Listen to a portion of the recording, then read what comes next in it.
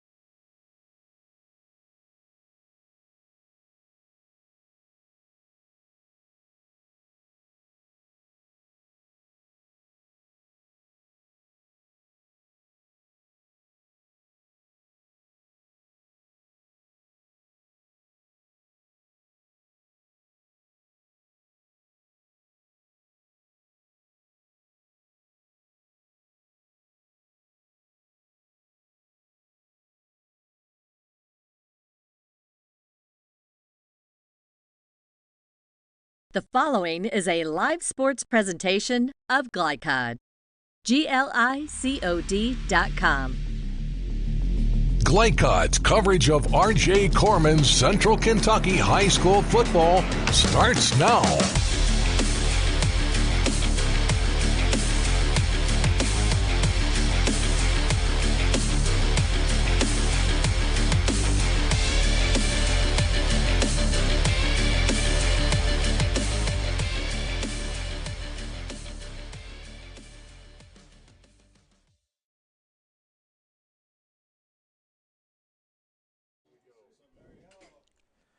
Good evening, everyone, from Bryan Station High School in Lexington. Welcome to another broadcast of Central Kentucky High School football on Glycod. Tonight, the host Bryan Station Defenders take on the Trinity Shamrocks as we get deep into the playoffs. Third round playoff game tonight here at Bryan Station. I'm Keith Elkins, along with Rick Reams. Clint Goins is our producer tonight, and we are anticipating a great matchup, Rick, because both of these teams have been playing very, very well recently, especially as you would expect, getting into this round of the playoffs. So we're looking for a good one.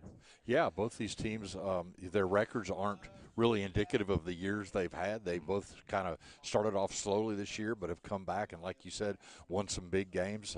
It's a little bit unusual for Trinity, a program that has such deep history, to be having to play all these games on the road, but it just kind of shows you the kind of year they've had. But as you said, they're peaking at the right time. Bryan Station's on a 9-game winning streak. I mean, there's nothing better you can do than that. So start off the year 0-3, which is, I know, really shocking to them, but have put it in the right gear to get where they are now. And like I say, this quarterfinal matchup to get to the semifinals, I mean, this is what you play for. You play to get to Kroger Field, and you've got to win this game tonight to get there. Interesting background for these two programs, too, because Bryan Station hasn't seen a lot of success up until pretty recently with Coach Philip Hawkins. And, of course, Trinity, a tradition just unmatched by anyone in the state. So different backgrounds, different histories, but they have arrived at this same point this year. Yeah, exactly. I mean, you know, if you look at Trinity, they're going for their 7th straight semifinal. And, you know, you look at Bryan Station, they haven't been to the semifinals since 1999. So, you know, there's a long, like you said, a long history there. But I think if you're Bryan Station, what you tell them is history doesn't matter. Mm-hmm. This is the game that matters, and so you got to play tonight to get to that next round. Trinity on the same with an 8-4 record. They said the year hasn't been great, but you know what? We're still playing, so it doesn't matter what your record was before. Tonight, both teams are 0-0, and the team that loses here, they're going home. The other team's going on 2 weeks from now is where they want to be. Right, and we've got some outstanding individual stars, team effort, of course, on both sides, but certainly some players who can make some big plays on either side tonight. Oh, yeah. I mean, you know, you have to look at with Bryan Station with quarterback Trenton Cutright, you know, he's 1,731 yards, 16 TDs, only 5 interceptions. And then, you know, you go over to Trinity with Drew Allen. He's 1,082 yards, 10 TDs, 8 interceptions, 153 rushing yards, 67 for 674 yards. So, you know, you look at – I just start off with these quarterbacks. Both of them can run and can pass, and then they have exciting players on both teams that can catch the ball. This should be a pretty good high-scoring game, although it is a little bit surprising to see Trinity only averaged 26.6 points a game, and Bryan Station's at 36.8, so something's going to give tonight. Well, Gumbo Yaya gives us a look at tonight's weather forecast, presented by Gumbo Yaya, located on East Brandon in Nicholasville. And tonight might be a good night for some hot, spicy Cajun food. We got a temperature right now of 31 degrees as we near game time. Feels like 26. It is supposed to be clear tonight, a clear night for the fans who have made it out here tonight for the ball game. But it will be chilly, and we'll be back with much more on our pregame show in just a moment on Glycod. Proudly based in Jessamine County, R.J. Corman Railroad Group has been serving North America's railroad industry since 1973. Find out more by visiting rjcorman.com. For high-quality railroad service, it's R.J. Corman. Hey folks, this is Duke Owens, General Manager here at Cartown Kia. We have new Kias arriving daily, and I have over 20 lenders that want to approve them. So come and see us here at Cartown Kia, or look us up online at cartownkiausa.com. For any of your window, door, and siding needs, contact the team at Elite Building Products. Their factory-certified, licensed, and insured contractors have been installing energy-efficient windows and doors for over 30 years. They also offer energy tax credits and military veteran discounts. Locally owned and open weekdays at 242 Wilson Drive, just off of the 27 bypass. For a free estimate, call 859-887-2440. Elite Building Products. New teen drivers are at greater risk for car crashes, particularly at night and during the first few months without adult supervision. Checkpoints is a free 1-hour educational program held monthly at the Jessamine Career and Technology Center in Nicholasville. It will help you help your teen be safer when they become a new independent driver. For more details, including program incentives and how to register, visit the Jessamine County Health Department's website at jessaminehealth.org. Hi, I'm Glenn Downs, pharmacist and owner of the Prescription Pad in Nicholasville. We are an independent community pharmacy that provides personalized service.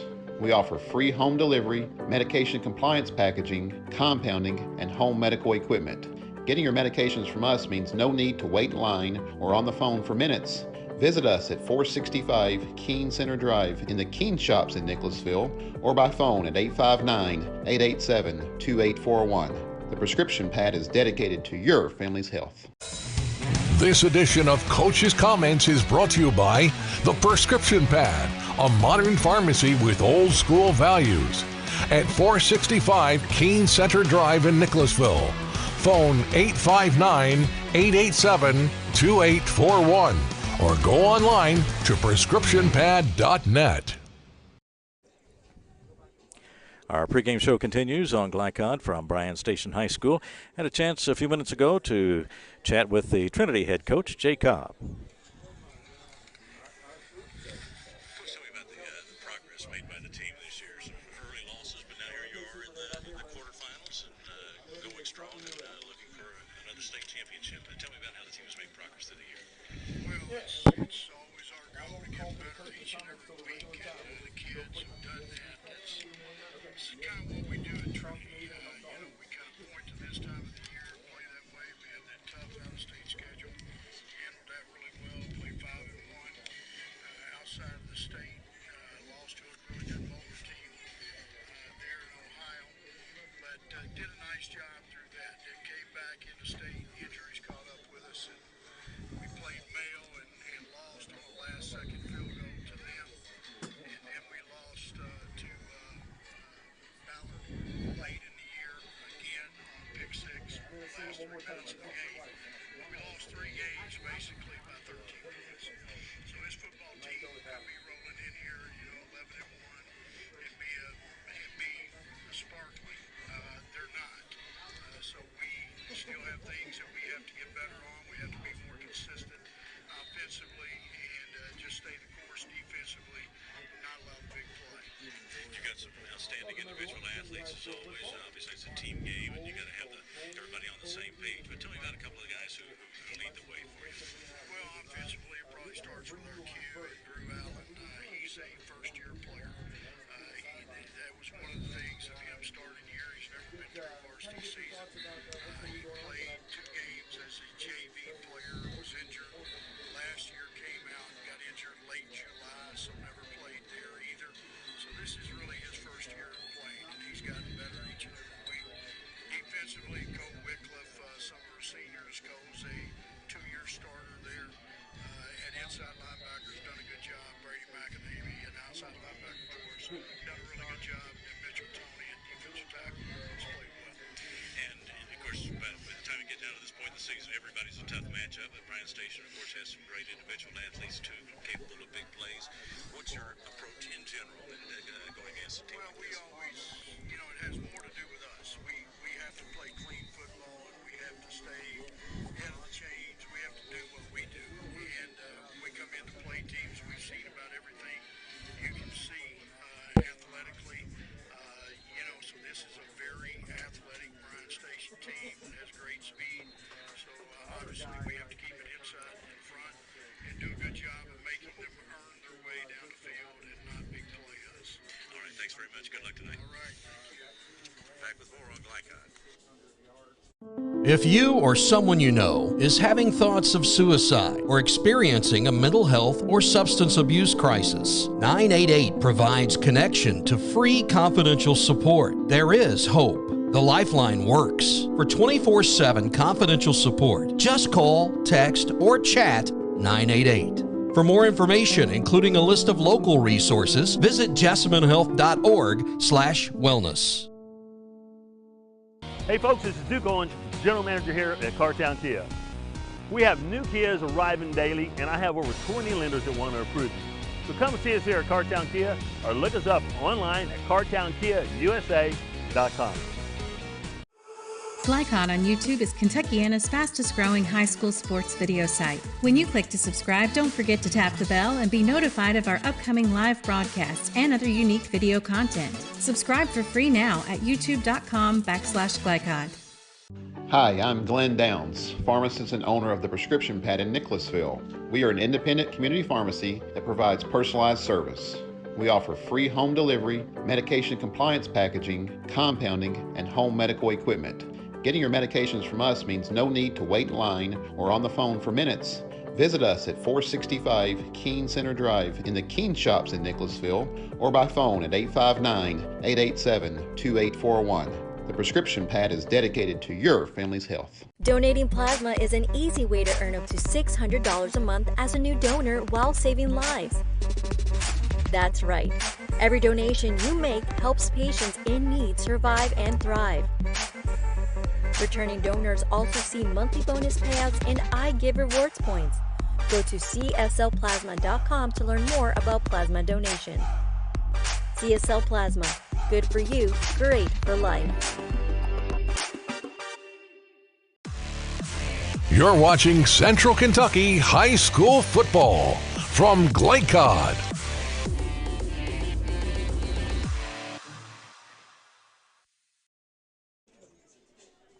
Welcome back. We are at Bryan Station High School anticipating the game tonight between the host defenders and the Trinity Shamrocks as we move into the third round of the Kentucky High School Football Playoffs for 2022. Keith Elkins along with Rick Reams and Clint Goins, our producer, here to bring you the ball game tonight. Glad you've joined us, and now it's time to get a game breakdown and the keys to the game. Tonight's keys to the game are presented by CSL Plasma. Become a plasma donor today and help save lives with 2 locations in Lexington. Well, Rick, let's go to those keys to the game. How do you see it tonight? Yeah, what I see tonight is I see a couple of stats that really stand out to me, and that is a turnover differential, first of all. Bryan Station's at a +12. Trinity's at a -4. So who can hold on to the ball, who can take the ball away, I think that's going to be a huge, huge difference in the game. I talked a little bit about it a little bit earlier. Can Trinity slow down this offense? Can they keep Bryan Station off the board, and then can they score themselves? Another thing you have to see with Trinity is Trinity travels with a huge football team, just flat number-wise. They have a lot of guys on the field. Can Bryan Station, having to play both ways, be able to withstand all the platoons that Trinity can put out on the field? It's just one of those things tonight. I think it's an exciting game just to kind of see the difference. And also, I think one of the keys of the game is for Bryan Station to play Trinity, the football team, not Trinity, the tradition. And that's one thing you got to get past your mind. Now, it's great because most of these kids have no idea what that is even about. But their parents and people our age understand where Trinity has come from, what they have done the year in and year out. And I think Bryan Station has to come in with the excitement, hey, let's knock them off, and we're going to be talked about for a long time. And that's one of many reasons this shapes up as an excellent matchup tonight as Trinity meets Bryan Station here at Bryan Station High School. We've got much more to come on our pregame show, and coming up next, we'll have a conversation with Bryan Station head coach Philip Hawkins right here on Glycod. Donating plasma is an easy way to earn up to $600 a month as a new donor while saving lives. That's right.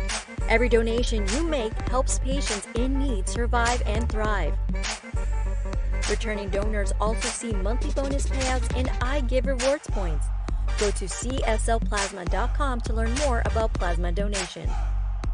CSL Plasma. Good for you, great for life. Proudly based in Jessamine County, R.J. Corman Railroad Group has been serving North America's railroad industry since 1973. Find out more by visiting rjcorman.com. For high-quality railroad service, it's R.J. Corman. I believe in Kentucky. I believe in Kentucky. I believe in small town values. And mom and dad and the things they handed down. I believe some of the best people in the world are farmers. I believe in insurance that protects families, homes, and cars. I believe in always finding a way to do what you love. I am Kentucky. I am Kentucky. I am Kentucky. New teen drivers are at greater risk for car crashes, particularly at night and during the first few months without adult supervision. Checkpoints is a free 1-hour educational program held monthly at the Jessamine Career and Technology Center in Nicholasville. It will help you help your teen be safer when they become a new independent driver. For more details, including program incentives and how to register, visit the Jessamine County Health Department's website at jessaminehealth.org. Hi, I'm Glenn Downs, pharmacist and owner of the Prescription Pad in Nicholasville. We are an independent community pharmacy that provides personalized service. We offer free home delivery, medication compliance packaging, compounding, and home medical equipment. Getting your medications from us means no need to wait in line or on the phone for minutes. Visit us at 465 Keene Center Drive in the Keene Shops in Nicholasville or by phone at 859-887-2841. The Prescription Pad is dedicated to your family's health. Hey folks, this is Duke Owens, General Manager here at Cartown Kia. We have new Kias arriving daily, and I have over 20 lenders that want to approve you. So come and see us here at Cartown Kia or look us up online at cartownkiausa.com. You're watching Central Kentucky High School Football from Glycod.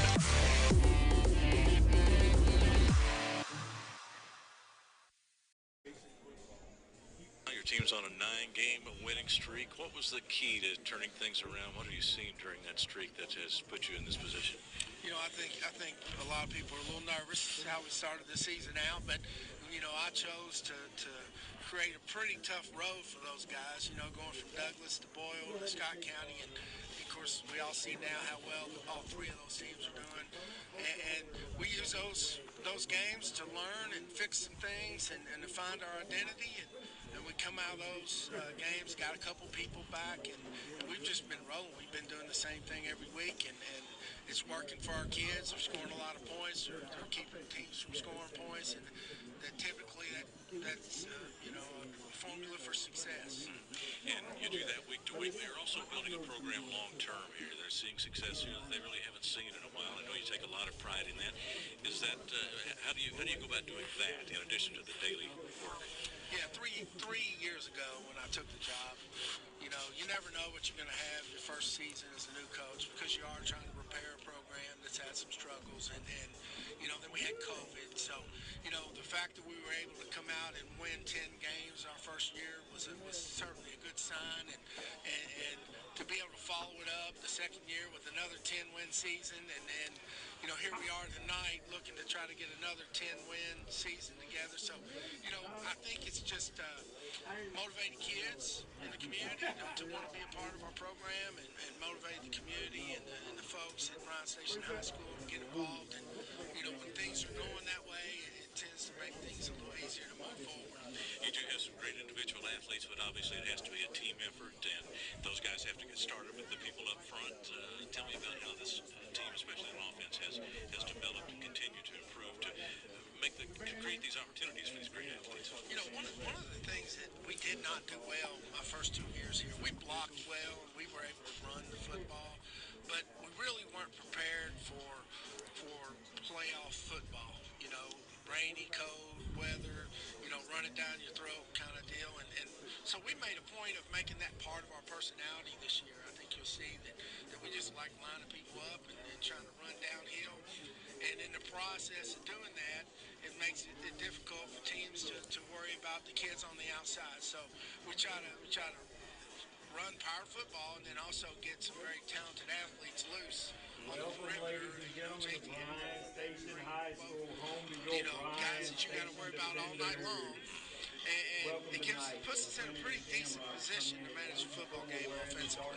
And of course, this is what you play for. You're down late in the season, late in the playoffs, and going against a team that probably has more tradition than any other in the state. They do, and you know, the irony of this whole thing is, you know, our kids really have had zero interaction with Trinity. So, you know, this is totally new to them. They know that some of the guys on our coaching staff beat Trinity in 1999. That's what they know.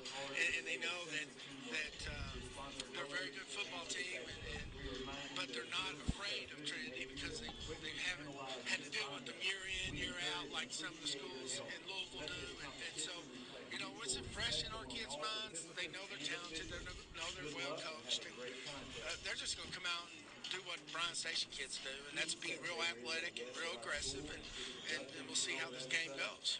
Thanks very much. Good luck tonight. Thank you. Appreciate it. We'll be back with more on Glycod. For any of your window, door, and siding needs, contact the team at Elite Building Products. Their factory-certified, licensed, and insured contractors have been installing energy-efficient windows and doors for over 30 years. They also offer energy tax credits and military veteran discounts. Locally owned and open weekdays at 242 Wilson Drive, just off of the 27 bypass. For a free estimate, call 859-887-2440. Elite Building Products. If you or someone you know is having thoughts of suicide or experiencing a mental health or substance abuse crisis, 988 provides connection to free confidential support. There is hope. The Lifeline works. For 24/7 confidential support, just call, text, or chat 988. For more information, including a list of local resources, visit jessamynhealth.org/wellness. Research has shown high school sports to be a great community influence. Join scores of local businesses that have partnered with Glycod in sponsoring live, hometown-oriented sports programming on our video and social media platforms. For more information, email info@glycod.com. Donating plasma is an easy way to earn up to $600 a month as a new donor while saving lives. That's right. Every donation you make helps patients in need survive and thrive. Returning donors also see monthly bonus payouts and I Give rewards points.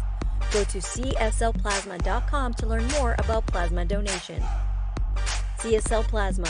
Good for you, great for life. I believe in Kentucky. I believe in Kentucky. I believe in small town values. And mom and dad and the things they handed down. I believe some of the best people in the world are farmers. I believe in insurance that protects families, homes, and cars. I believe in always finding a way to do what you love. I am Kentucky. I am Kentucky. I am Kentucky.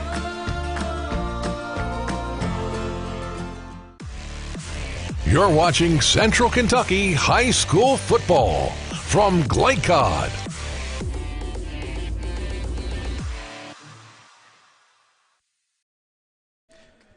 Welcome back to our broadcast from Bryan Station High School. Glad to have you with us on Glycod tonight. Keith Elkins along with Rick Reams, and our producer is Clint Goins. And Rick, we've talked a little bit about the varying backgrounds of these two schools as far as their football programs are concerned. That's one of the interesting storylines tonight. Storylines are brought to you by Kentucky Farm Bureau agents Sean Atkinson and Kyle Rowe. But how do you see it in terms of the backstories on these two teams? Yeah, I just think both these teams, as we talked about a little earlier, they're both on an uptick. So the storyline is who can continue that trend upward and kind of put away what happened earlier in the year, last week, and go from there. I think another storyline is, both these teams have some speed. Who can use that speed to their advantage? What defense is going to be able to stop the other high-powered offense and make a difference? But the one thing I really think is going to be a key tonight, a big storyline, is going to be how the special teams react tonight.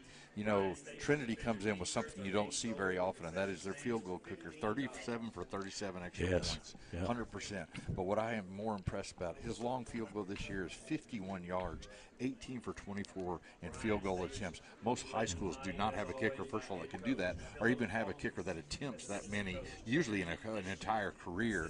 And then if you move over to Bryan Station, 45 for 51, 88% on extra points, 2 for 2 on field goals. So that's just the difference. And I think that turnover, that the key to this game tonight may be who doesn't make a mistake on special teams. Right, there you can pay for it with these mistakes tonight, because both these teams have athletes and, as you said, kickers that can cash in if you hand them the ball in good field position. So it'll be a lot to watch for tonight, but it should be a good one, and we hope you'll stay with us for our broadcast, and we'll come right back here on Glycod in just a moment. Hey folks, this is Duke Owens, General Manager here at Cartown Kia. We have new Kias arriving daily, and I have over 20 lenders that want to approve you. So come and see us here at Cartown Kia, or look us up online at cartownkiausa.com. Hi, I'm Glenn Downs, pharmacist and owner of the Prescription Pad in Nicholasville. We are an independent community pharmacy that provides personalized service. We offer free home delivery, medication compliance packaging, compounding, and home medical equipment. Getting your medications from us means no need to wait in line or on the phone for minutes.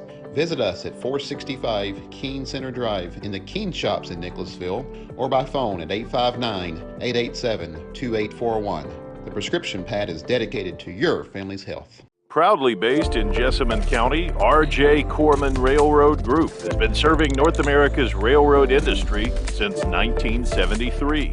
Find out more by visiting rjcorman.com. For high-quality railroad service, it's R.J. Corman.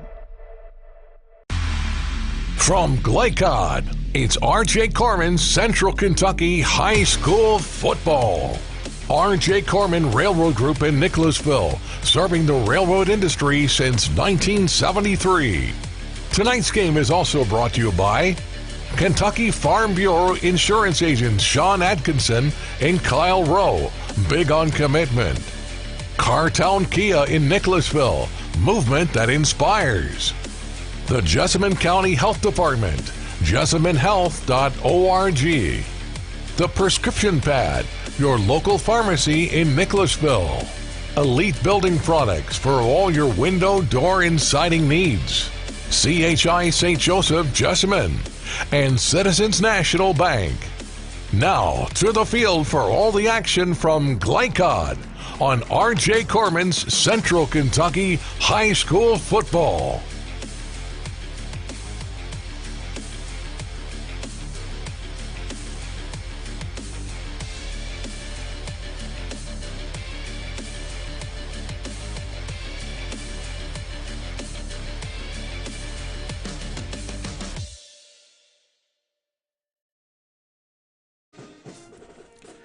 Welcome back. We're nearing game time here at Bryan Station High School. The Trinity Shamrocks return to the field, and there is a long parade of Trinity players, and I guess in some nights it's been longer, and at home it's especially long, Rick, but they have a lot of people involved in that great football program over the years, and the numbers at Trinity are always an impressive spectacle at any Trinity ball game. Yeah, with all-boys school as Trinity is, they have more and more kids that come out, and Trinity won the toss, deferred to the second half, so we're going to let Bryan Station get the ball to start this game off, which should be exciting to see, because I know both these teams want to strike early and often, and that's going to be one of those things. Can your offense strike, or can your defense get a quick 3 and out and get your offense on the board? So the defenders will have that opportunity first, and we will see how things develop. We've mentioned that both these teams can score quickly, but that's especially been a trademark of this Bryan Station team. And if you heard Coach Cobb's interview with us, Coach Cobb from Trinity, he was talking about how they have to slow things down, make Bryan Station earn their points, and not get these big, current word is explosive plays on the field, but they are a very, very dangerous team in that category. Yeah, so it's going to be, like I say, kind of exciting to see who can install their will on the other team, if you will, to see which team can come out and just establish a little bit of ground game, air game. Our defense can make a difference, and I know both these teams are excited about this. And pretty good standing for Lexington schools tonight. You have this game. You have Frederick Douglass playing Woodford County. You have Lexington Christian playing at Ellsboro Catholic, and you have Lexington Catholic playing at Boyle County. So still a lot of Lexington teams left. So this is just one of the exciting games around the town and around the state tonight. But boy, these games are going to get fewer and fewer for these teams. As less and less teams win, but that's what you want to do, is you want to keep on playing.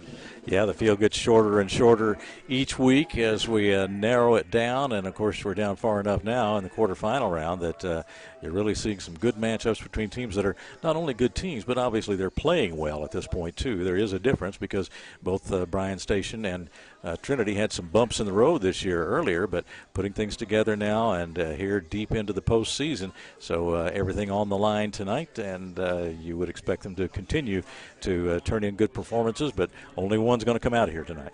Yeah, and Coach Hawkins talked about that. You know, he said he set his team up those first 3 games. Very, very tough teams to play, but they learned a lot, and you come back from that. And that's what you want to take week from week. You won't learn every game, improve on it, and make it better the next week. And let's see how it happens tonight. Green and Haskins back deep to receive the kick as we get ready to get started. The outstanding kicker, McLaughlin for Trinity, and we are ready to go here at Bryan Station High School. And he approaches the ball. McLaughlin gets it away, and it'll be fielded at about the 5-yard line, coming out to the right side and getting a little bit of room to run up over the 26, 27-yard line. Kick that one to Damon Green, probably trying to kick it away from Haskins there. So, yeah. You know, he has one kickoff return for a touchdown this year, so that's one of the special teams things you don't want to do is let them get a big return to start the game. So they do accomplish that, and some dangerous return men, Green and Haskins, and Green on the return there. We're ready to see now Trenton Cutright, the Bryan Station quarterback, get this offense going as the defenders have a lot of points of attack here. So we are ready for the first snap of the ball game, and there it is. And the handoff straight ahead up over the 30-yard line to the 32. Mundy Lloyd on the carry. Jeremiah Mundy Lloyd, 6'2", 215 senior. 124 carries, 880 yards coming into this ball game. Trinity did a lot of movement on the defensive line at that time, so it'll be interesting to see if they're going to continue that, see if they can confuse Bryan Station a little bit. Defenders ready to go. And Cutright has to bring down the high snap, makes the handoff across the 30, 35, and about the 37-yard line. Mundy Lloyd on the carry again, and the defenders are making some steady progress up the field. Yeah, one thing you need to watch, though, is Bryan Station has 2 plays and 2 kind of high snaps there. So that's one thing they need to settle that down a little bit. Adrenaline's running a little bit high even on that center, so see if you can settle down here. Yeah, I got to execute those plays with every phase of it, especially that snap that can really throw the timing off even on a high, if you can corral the high snap. And that's a first down for the defenders.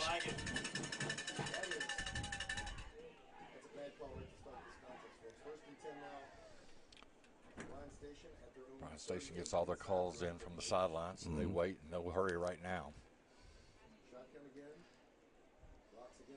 Here's the snap, and he turns and hands to the second man, and no room at all this time as he is nailed. Trinity's got a player down on the field. You hate to see that this early. Looked First like drive of the game, and he went down pretty. Looked like he was holding his arm. I'm not sure. I couldn't get a number on him, but yeah, looked I like hate to see that. Mitchell on the tackle. We'll take a break now. We'll do that and be right back for more first quarter action on Glycod. I believe in Kentucky. I believe in Kentucky. I believe in small town values. And mom and dad and the things they handed down. I believe some of the best people in the world are farmers. I believe in insurance that protects families, homes, and cars. I believe in always finding a way to do what you love. I am Kentucky. I am Kentucky. I am Kentucky.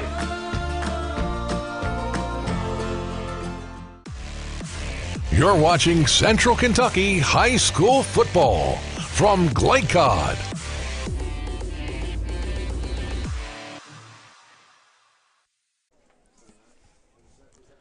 Right back here in first quarter action at Bryan Station. Defenders on the opening drive of the game. Trinity player able to leave the field under his own power, and we are ready to resume. And in some trouble is Cutright. He had to get rid of it. He was drawing the defense, but then unable to complete the pass. Yeah, it looks like Trinity's they just kind of pinned their ears back, and they're going to go blitz every time. They brought all three of their linebackers up last time. This last play going to make it 3rd and long for Bryan Station. Bryan Station does not want to get behind the sticks like they are now. 3rd and 12 for the defenders. Mundy Lloyd, the intended target on that last pass from Cutright.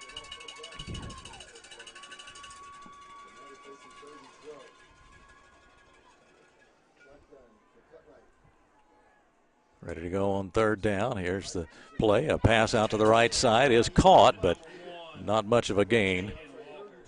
Jaden Walker on the receiving end of that one, but no room to run, and defenders have been stopped, it appears, on this opening drive.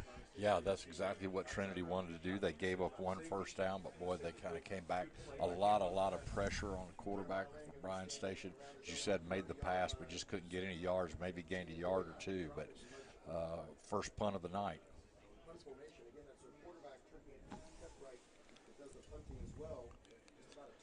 So Cutright prepared to punt and gets it away downfield. It bounces at the 30 to the 25, and it'll roll dead at about the 22-yard line in Trinity territory. And that's where the Shamrocks will start. So I think Trinity right now would figure they had the upper hand there. They got the first stop. That's what you want to do.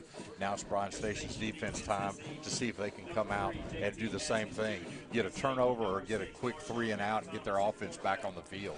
It was Jeremiah Lynn back there for the return, which didn't materialize that time, but he had a couple of punt return TDs in their game against Simon Kenton, their previous playoff game. So now we see Trinity on offense for the first time. Drew Allen, the quarterback, hands off to the running back and around to the right side and up to about the 25-yard line. I think both of these offenses are just kind of feeling the defense out right now. The defense is having a little bit of upper hand right there, but going to be interesting to see if Trinity will end up throwing the ball a lot more tonight, or if they're just going to try to chew it up on the ground, as you said, try to keep control of this ball. 2nd and 7. Noah Israel in on that last stop for Bryan Station. Straight ahead it goes. Good job there by Bryan Station, just kind of team tackling there to make it 3rd and long for Trinity.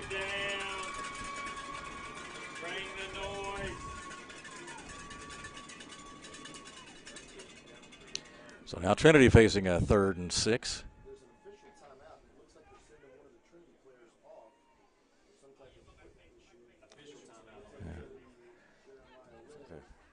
One of the Trinity players leave. I'm not sure what happened. Yeah, that is Lynn, it appears, looking over to the sideline.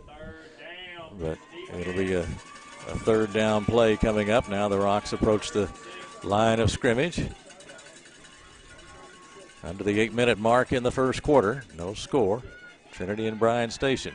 Allen looking to throw. Now has to scramble to the right, and he'll keep it, and not much there for him. He's run out of bounds, short of the 30-yard line. Yeah, great coverage there by Bryan Station secondary. Just couldn't find anyone. Was not able to get outside and couldn't make a difference. And no gain. So, boy, I tell you what, both teams right now have to be excited of what their defense did. But like you said, I think the key may be one of these punt returns or kickoff returns. See if you can get great field position. Carter Schwartz is the punter for Trinity, and he's waiting for the snap right now on 4th and 5. And Schwartz, right-footed kicker, gets it away. And there's Damon Green. He slips a tackler and now comes around to the right side and is brought down short of midfield, short of the 45. Flags all over the field. You just have one of those classic block in the back. You know, it's so hard for at any level, but you know, if you see the number of the player you're getting ready to block in the back, you just got to let him go. And just, I know it's hard not to, but boy, that's going to black them back. They had really good field position, but they're going to go about 10 yards back from that just for that block in the back.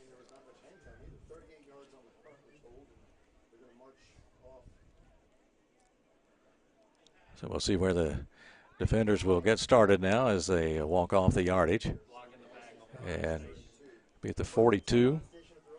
And it was a block in the back. As you say, those plays develop quickly, and the guy wants to help out his teammate and make that block if he possibly can. But sometimes it's not possible under the rules. So 1st and 10. Cut right under center this time. Hands off, and coming across the right side, it is Jeremiah Mundy Lloyd again. He is a workhorse for Bryan Station. Big running back, and he's up across the 40-yard line and not far from a first down. Yeah, I think they're going to put the ball in his hands and put the game on his shoulders. And, that time Bryan Station went under center for the first time. Not sure if that had anything to do with snaps or not, but it's going to be interesting to kind of watch and see which way they go more and more tonight. Mundy Lloyd 6'2" and 215. So he is quite a handful once he gets rolling. Here's a snap and cut right back. He's going to put it out there down the left sideline, and it is incomplete and broken up at the last minute, and he just about made connections for a long one there. Yeah, Green had a step on him. He threw it just a little bit short. I think if you could have let him a little bit further, could have run under the ball, but nice play by Trinity's defense there. So, on a second and relatively short, I think it was wise to take that chance. Mm-hmm. So now you got a 3rd and manageable. See if you can get this first down. Yeah, 3rd and 2.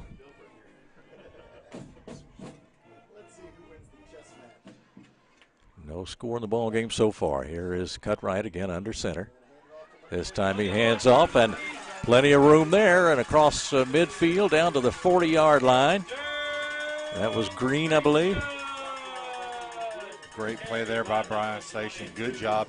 You talked about their up front people on both teams, and you saw that time, boy, they opened a big hole there for the first down for Bryan Station. And it was Mundy Lloyd who has been carrying that workload. So Mundy Lloyd with the big carry, and now it'll be a 1st and 10 for the defenders. Or we got a penalty. Have another block in the back. That's a huge play there. The only good thing that Bryan Station is going to have is going to be from the spot of the foul. So take them 10 yards back. They may still get the first down. Looks like to me it should be a first down. Yeah, they're getting them the first down there. So took some yardage back, but did get the first down on that 3rd down. Well, they've got some options to choose from, don't they? Cutright has a good arm. He's got some speedy receivers. He's got Mundy Lloyd back there. It's not a real predictable team to work against. All right, 1st and 10. Defenders, they are about the 46-yard line in Bryan Station territory. And straight ahead it goes. Mundy Lloyd again on the carry. I think a lot of what Bryan Station is doing, first of all, they're getting good yardage with that, but that can pay dividends on down the line, and you fake that ball into him, and the defense is going to go after him. So I think we might see that happen here in a little bit, see if they can get a big play off that play action.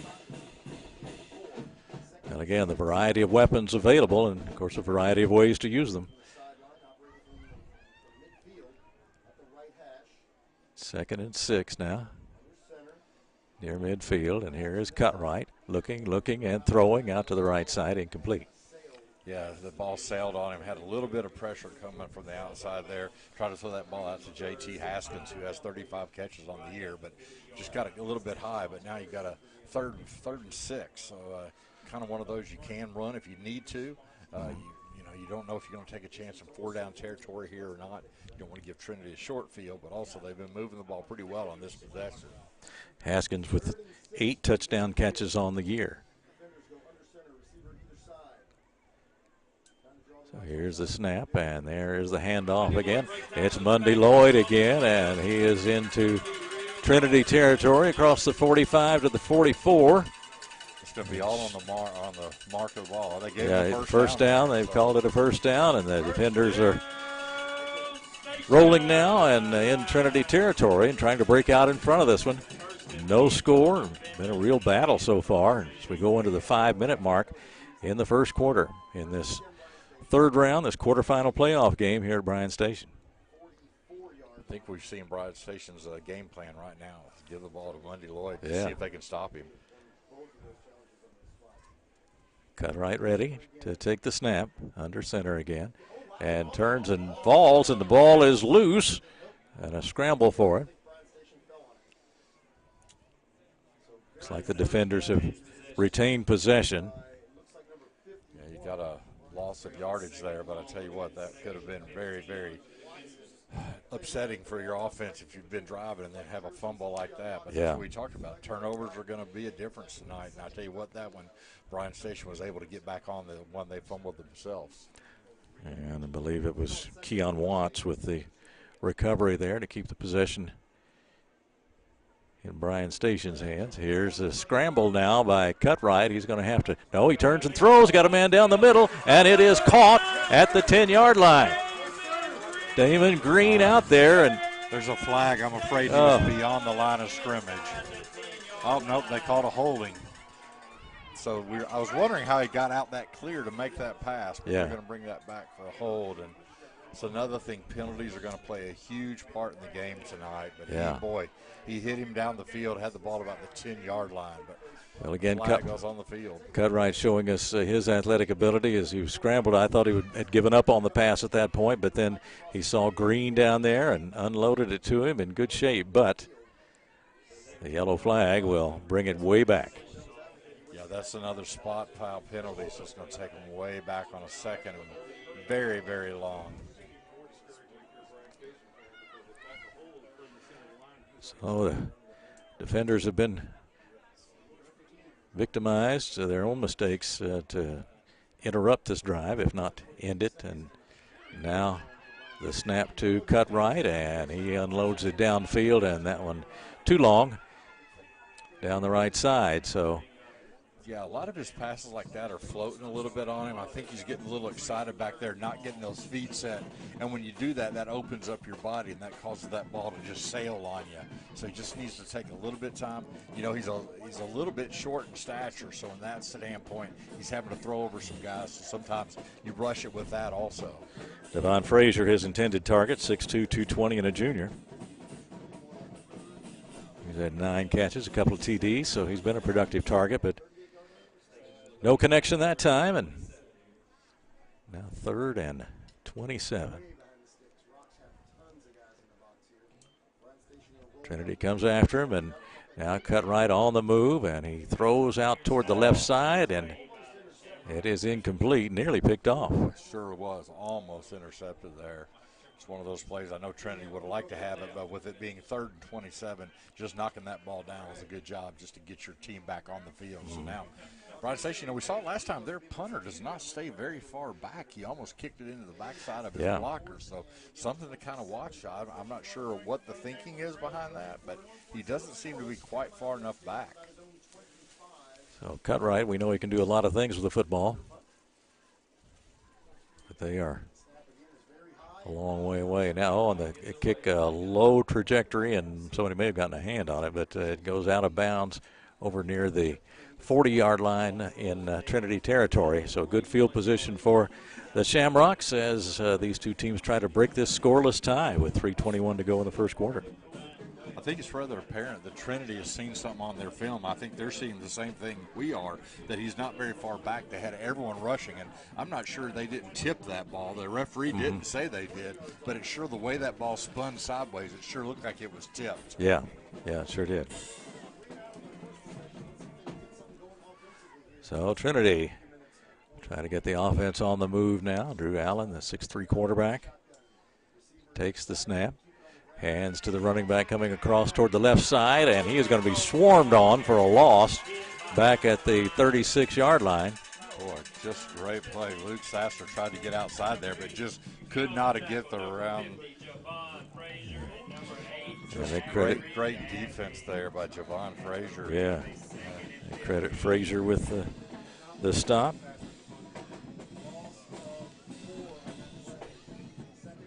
Had some help from Zachariah Dabney. There's a snap. This time it's a run all the way for Allen. Straight ahead. Gets close to the 45, but they'll have a ways to go. It was interesting to hear Coach Cobb talk about that Drew Allen, this is really his first year of playing because of injuries.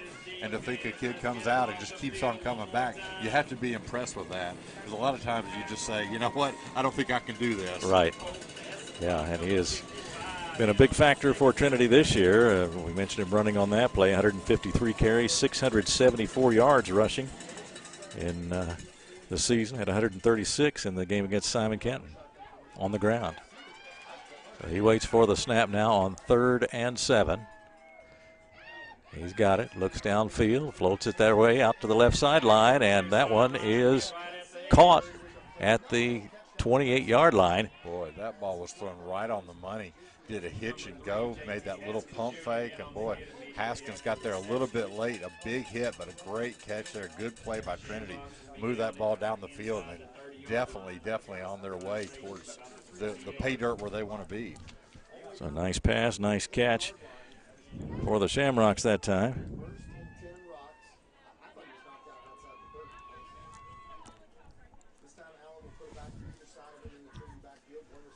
All right, 1st and 10 now. Allen scrambling. Now he turns and heads off to the left side and going to be run out of bounds. Yeah, we talked with Bryan Station about a bad snap causing a problem, and that just happened there. A bad snap kind of threw the timing off, but Trinity did a good job. Drew Allen saw that was the case, saw a little bit of light on the left side there, ran all the way around, got a gain about 8 to get a 2nd and short, which just opens your options up. 2nd and 2, the nice catch down the sideline a moment ago by Mitchell, putting Trinity in a good spot. Here's the handoff now, and around the left side, and some room there. That was Sasser carrying in. Sasser, he hit that hole well. Yeah. They got there fast to get up. Yeah, but the penalty flag is going to affect the Shamrocks this time. Tell you what, these penalties tonight have made a big difference in this first quarter. Both teams have just been stymied by getting some big penalties on big plays. Mm-hmm. Yeah, they really have. A lot to look back on, a lot of what-ifs in this first quarter. And right now we're down to the final minute 38 of the first period, and zeros on the board. Yeah, these coaches can point to their players, point to these possessions and say, you know, had we not made those mistakes with the penalties, we'd be at this point. So you just got to clean that up. So here come the Shamrocks.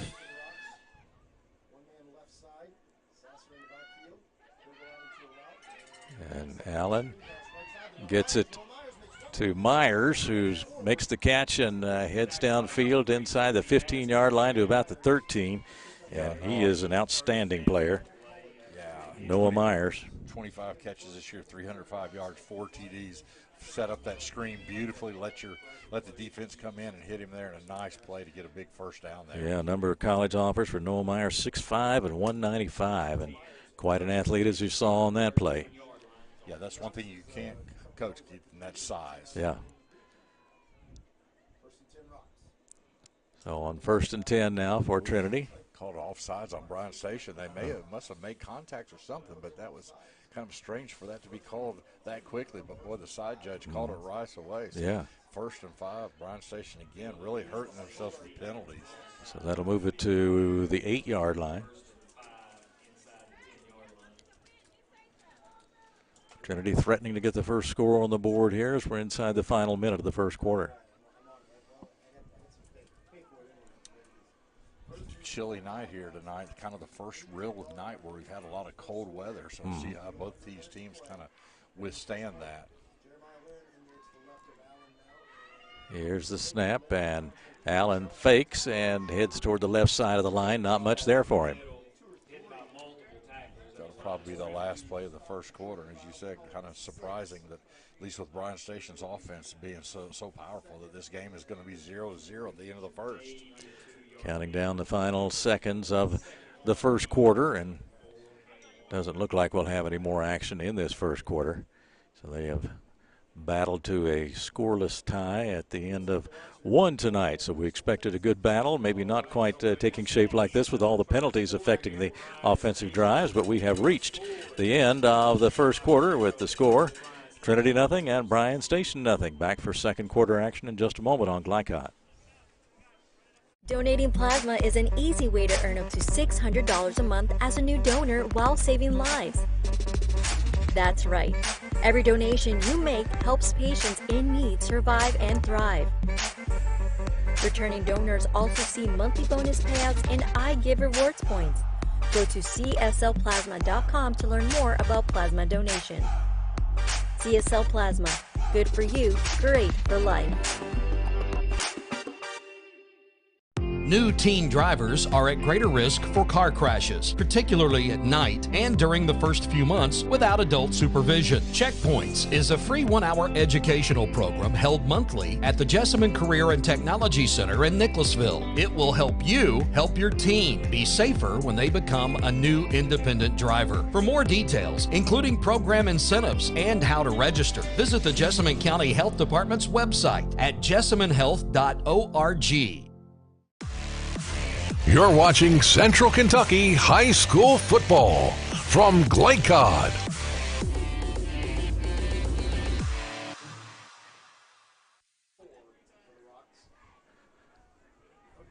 First action of the second quarter here at Bryan Station. Jeremiah Lynn is handed the ball by Allen. Tried to cut back to the right. Got down to about the 5-yard line. Yeah, got a couple yards there. He kind of a slow moving play there, but he got a little bit. But big third down here for Bryan Station to try to get a stop and get it to fourth down. Third down to maybe 3 yards. Here is the snap and straight ahead. Again, not much there. Bryan Station defense beating them quickly. Yeah, he got up to the line very quickly and tried to just do a quarterback sneak, which is kind of an interesting call with 3 yards to go. That's a long way to go. Yeah, he's a very effective runner, and I guess I would venture to say they've probably tried that a few times during the season because he is such a good runner. But that time the defenders did just that, and it's now fourth and about 1. And again, straight into the line. Again, Allen. It's going to be one of those all on the wherever they spot the ball. It's going to be very close either way.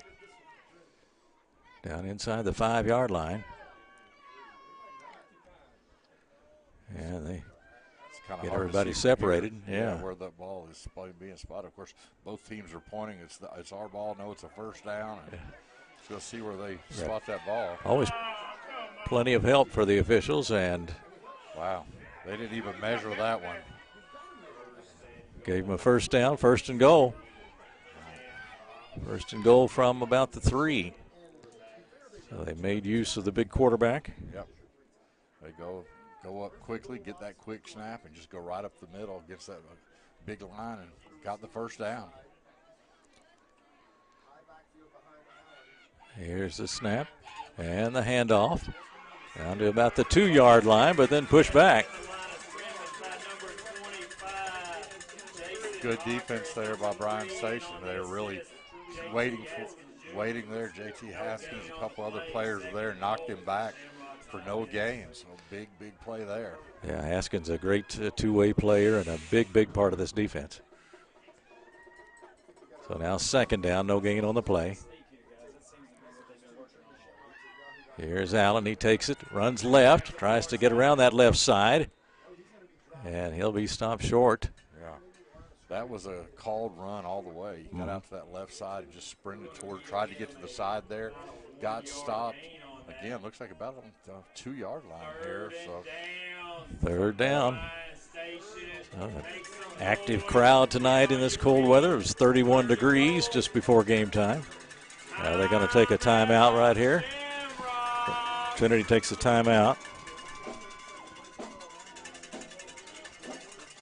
If you or someone you know is having thoughts of suicide or experiencing a mental health or substance abuse crisis, 988 provides connection to free confidential support. There is hope. The Lifeline works. For 24/7 confidential support, just call, text, or chat 988. For more information, including a list of local resources, visit jessaminehealth.org/wellness. You're watching Central Kentucky High School Football from Glycod.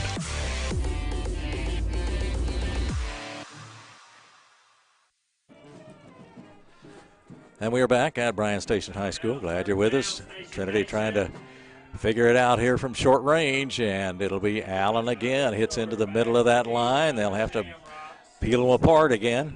Yeah, I think that one's going to be short again, so you're going to have another 4th down, and wouldn't be surprised if, same play as you said, you got a big quarterback, go in there, try to go behind your big lineman, get into the end zone. But, boy, right now, it's a huge play in this game. See if they call on him one more time. Very, very close to the goal line.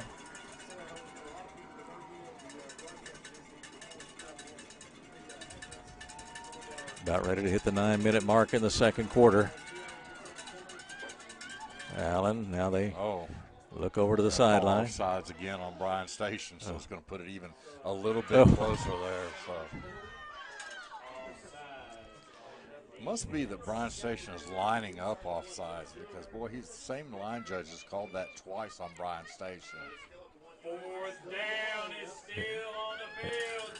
Here's the snap, and now this time he heads straight in, and he is in there. Yeah. He is in there for the touchdown. So Allen scores, putting Trinity on top 6-0 with 8:52 to go in the second quarter of play, and the Shamrocks have broken through, but it took everything they had, Rick. Yeah, it did. And I'll tell you what, I think that entire series there for Trinity, once they got into the second quarter, they just went to Drew Allen and just let him take it finally in the end zone.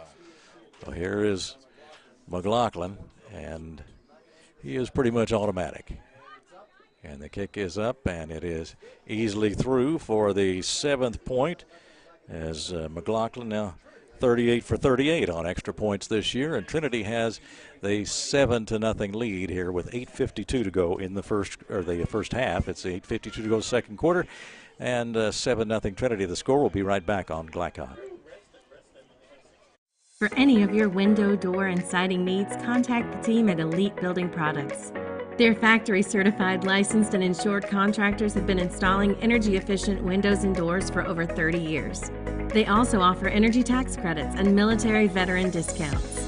Locally owned and open weekdays at 242 Wilson Drive, just off of the 27 bypass. For a free estimate, call 859-887-2440. Elite Building Products.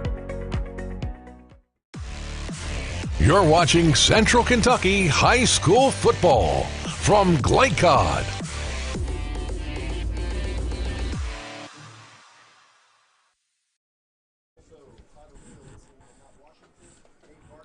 And we're back, and kickoff following the Trinity touchdown is going to roll out of bounds. The flag flies. Yeah, smart play there by Bryan Station. Let that ball go out of bounds and get the ball up at the 35-yard line. That's a huge play. Again, seen a lot of penalties tonight.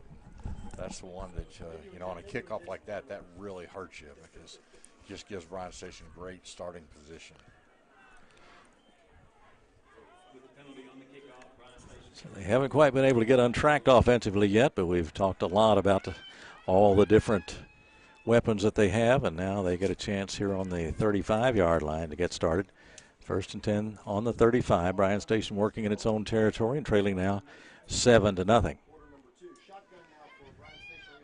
And the snap to cut right, and there's the handoff. Looking for some room out to the left side. Not much there for Monday Lloyd this time. Yeah, he was able to get by the first tackler, but just kept on running laterally there and just couldn't get outside. So only a gain of 2 there for Bryan Station. So that'll bring up 2nd and 8 at the 37-yard line. Trinity 8-4 coming in. Bryan Station 9-3, and they lost their first 3 this year before turning things around in a big way.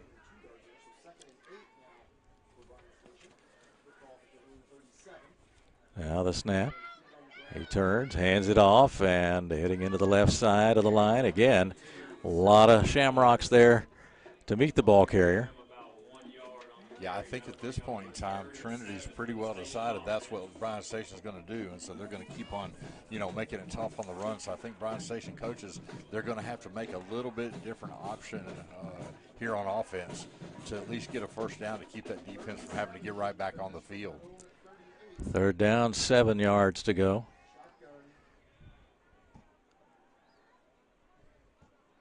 Snap to Cutright. He looks and fires down to the right side and got his man.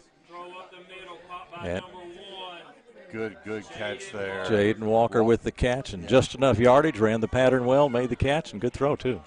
Yeah, that's one of those you're going to take the hit afterwards, but held on to that ball and got a huge first down there for Bryan Station. Yeah, Bryan Station needed that one to keep his drive going and try to respond to that Trinity touchdown. Yeah, to see that ball get completed by your quarterback and your receivers there down the field for really the first time tonight, it's going to really, I think, pay dividends for Bryan Station now.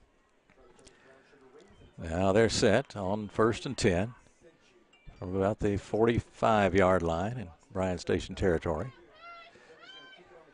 Not much there that time on the running play. Monday Lloyd, again, the ball carrier, and they are meeting him with some authority that we didn't see early in the ballgame. Yeah, and Trinity's just putting a lot of players in the box there, just really right now daring Bryan Station to throw the ball, and they're really having a good luck stopping Monday Lloyd, but we know how big he is.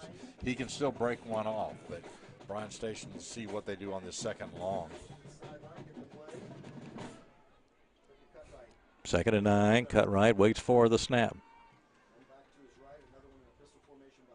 Here's the snap to him. He's got a little bit of time. Now he has to scramble. He's up across midfield to the 45, the 40, the 35, 30, still on his feet at the 20, and finally bumped out of bounds, it appears, at about the 15-yard line. We'll see where they mark it, but a great run from Cutright as he made the most of that situation, and now the defenders are really in business. Yeah, we talked about it in pregame.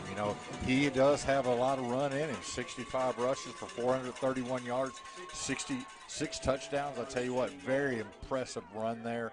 Nothing was open. He got in that out in the open. Boy, he's fast once he gets out there.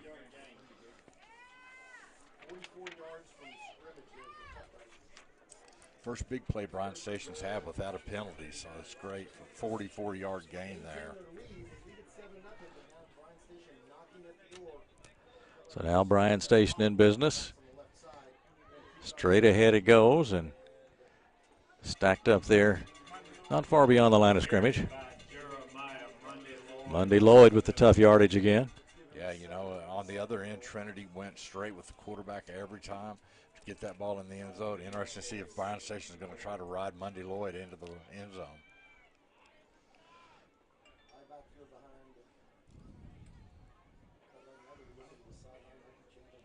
So we'll see what the defenders do here on a 2nd and 7 play. Ball at about the 9-yard line. Here's the snap. And again, straight ahead it goes, and not much there. The Shamrocks waiting for him. Well, that's right at the 5-yard line for 3rd down. I'm just not sure that they're going to be able to do this again. I think, again, maybe a little play action fake to him and find one of the receivers in the end zone. But got 2 downs to get the ball in the end zone. The defenders look to the sideline now, getting ready for a 3rd down play.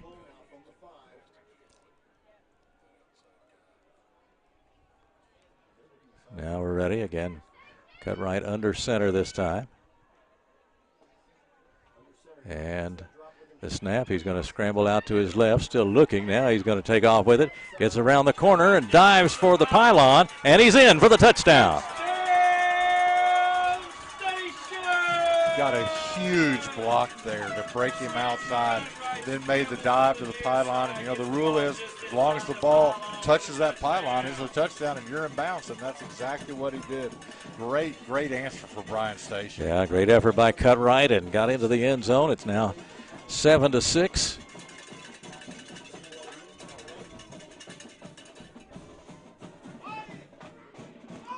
We'll see if they can even it up.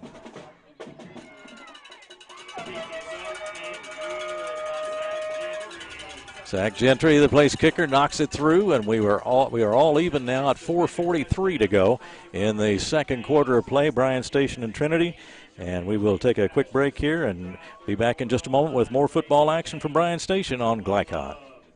If you or someone you know is having thoughts of suicide or experiencing a mental health or substance abuse crisis, 988 provides connection to free confidential support. There is hope. The Lifeline works. For 24/7 confidential support, just call, text, or chat 988. For more information, including a list of local resources, visit jessamynhealth.org/wellness.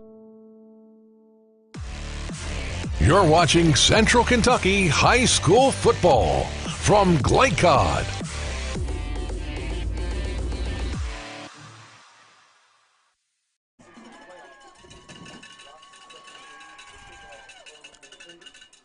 Big answer there by Bryan Station. And we are underway now with the kickoff, and it's going to be returned. Picked up at the 10 and straight ahead to the 20, 23. Lynn stop there, and that's where the Shamrocks will get going with 4:37 to go in the second quarter. So they're going toe-to-toe so far. Yeah, both these defenses now are going to have to come back out and make stops after they've given up long touchdown plays there, or series to both teams to tie this game up at 7-7. Drew Allen, who shouldered the running load on the Trinity touchdown a few minutes ago, ready for the snap, takes it and hands off to the running back, and he's across the 25-yard line. Pick up of about 4. A couple yards there. Trinity. One thing to remember is Trinity will get the ball to start the second half. So what you'd like to do if you were Trinity is have a sustained drive, put some points on the board right before halftime, come back out and get the ball again. Shamrocks break the huddle. Got a wide receiver. 2 of them out to the left. Here is Allen. Snap comes to him, and now a scramble forward as he handed off to the running back, and the defenders responded well that time. Not much room. Yeah, Dixon got back there quick and hit him hard. You know, that's another bad snap there, low snap.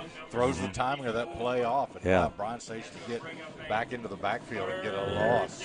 So Sasser stopped there. 3rd down, 7 yards to go, and the ball at about the 32. Or 22, make it.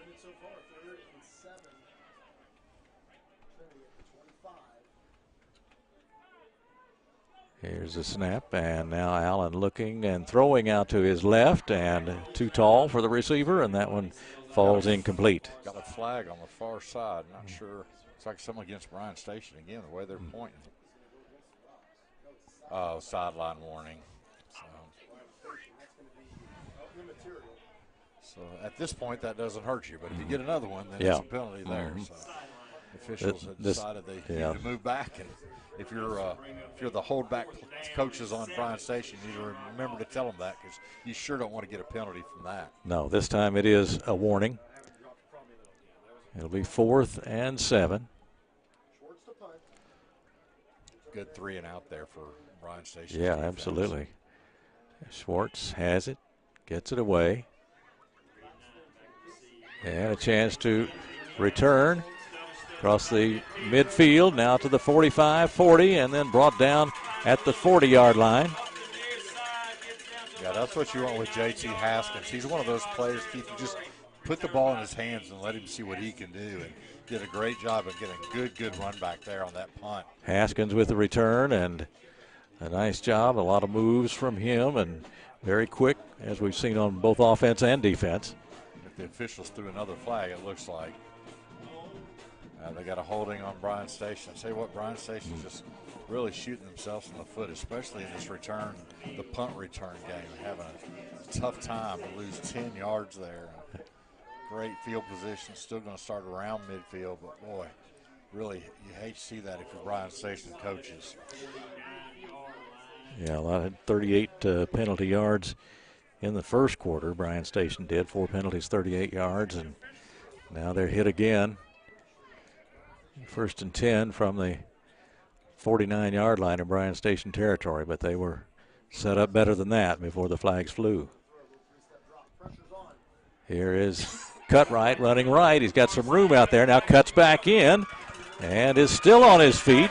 Gets to the 40-yard line and down to the 38-yard line, and Cutright made that happen just about all by himself, didn't he? Yeah, all by himself. Ran all the way across one side, made it across the other to get that first down. I tell you what, this may be what we see from this offense. You get Cutright out there, let him either make the pass or the run there, and 2 big runs for him so far. So now they're at the 38-yard line in Trinity territory. Bryan Station trying to break out in front here as we approach halftime.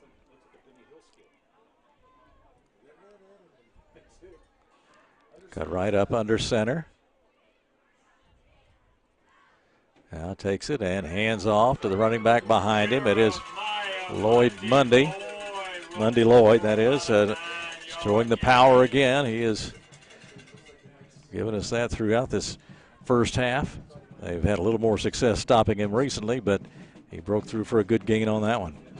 Get my first down there, and I tell you what, it's one of those where Cutright, with his option of running outside, is really going to open that up a little bit. Trinity cannot just key on Monday Lloyd.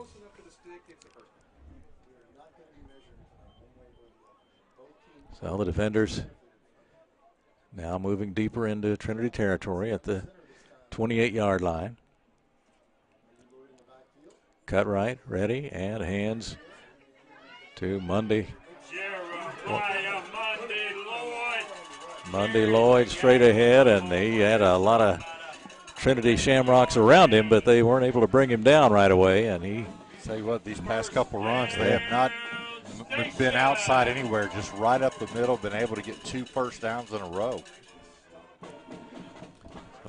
Monday Lloyd proving to be an effective weapon again.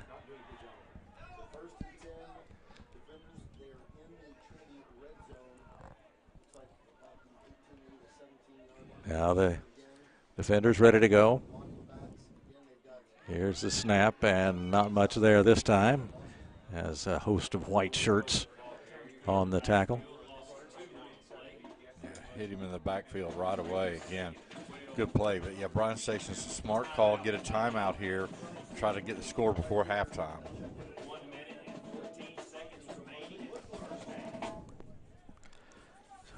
For any of your window, door, and siding needs, contact the team at Elite Building Products.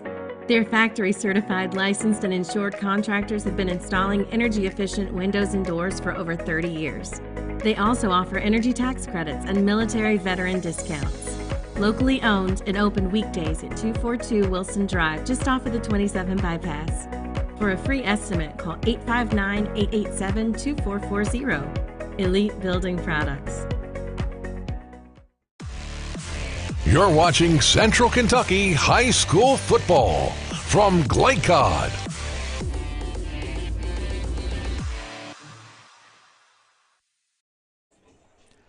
Back at Bryan Station High School, expected a top-flight playoff game, and there's been some mistakes with penalties, but as far as the competition is concerned, Rick, it's about what we expected. Yeah, and this is what you can't ask for more than this. 7-7 with 1:14 left in the first half. Bryan Station on the move. Trinity wants to make a big stop and give the ball back to start the second half. Station would love to go in with a lead. 1:14 to go as the defenders line it up. 2nd and 10 from the 18-yard line. Here is Cutright, and now he's going to throw for the right corner of the end zone. Got a man out there, but closing quickly is the defender, and it is going to be an interception. Boy, I tell you what, he had him there, just underthrew him a little bit. Second time that's happened. Boy, a big, big turnover there for Bryan Station. So the interception gives it back to Trinity with 1:08 to go. I said the defender was closing, not the Bryan Station defender, but the ball was in the air long enough for him to get there and close on the play and made the interception, and that comes with 1:08 to go in the first half, and the Bryan Station threat for the moment is turned away. Yeah, and we talked about it earlier a little bit, how his throws have been kind of floating a little bit, and that's what happened there. As you said, great call there. Gave the defender time to get catch the runner and get the ball interception.